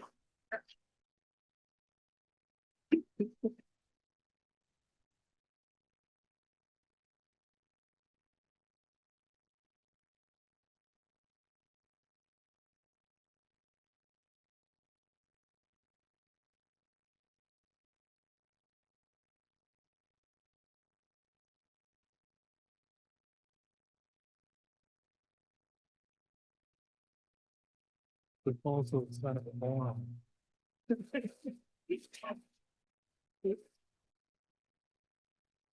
Thank you.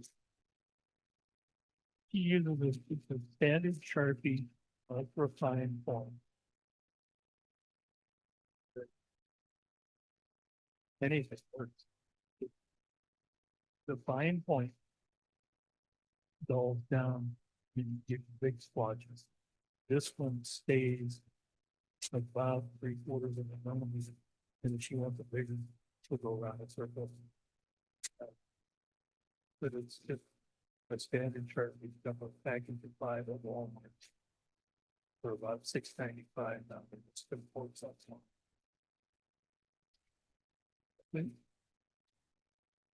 When I make the rope ring and this one are very close together. It actually look like a face. on one side. And they all move it. Never. If I do anything, I put the window. Gets one. So that I get the best looking face. That's what I should go get rid of. But, yeah, that goes to the back. So this would be the dot, since you got a big nose. Okay. Details, a little things like that, I think make the break. Now, I did tell you the story about the snowman, didn't I?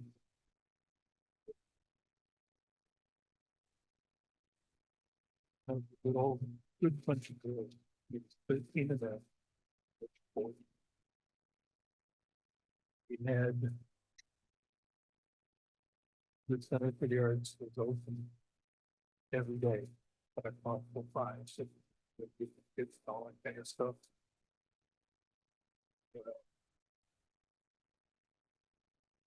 Not sure why, but I want to know how to go them, so I'd like to go with me. Come on, you do. All right. It, gave the president no days.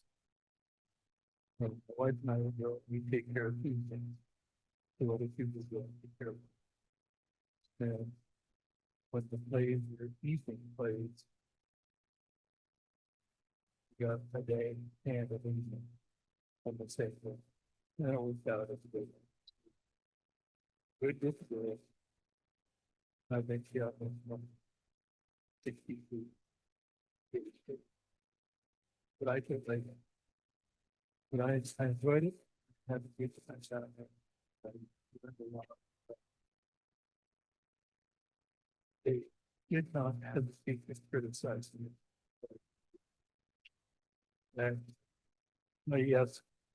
A couple of you guys are actually gentlemen.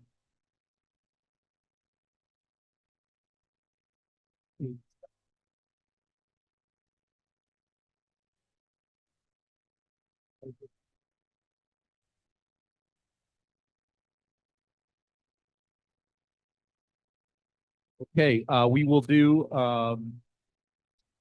show and tell tonight. I have 2 other announcements quickly before we move into show and tell. Let me get the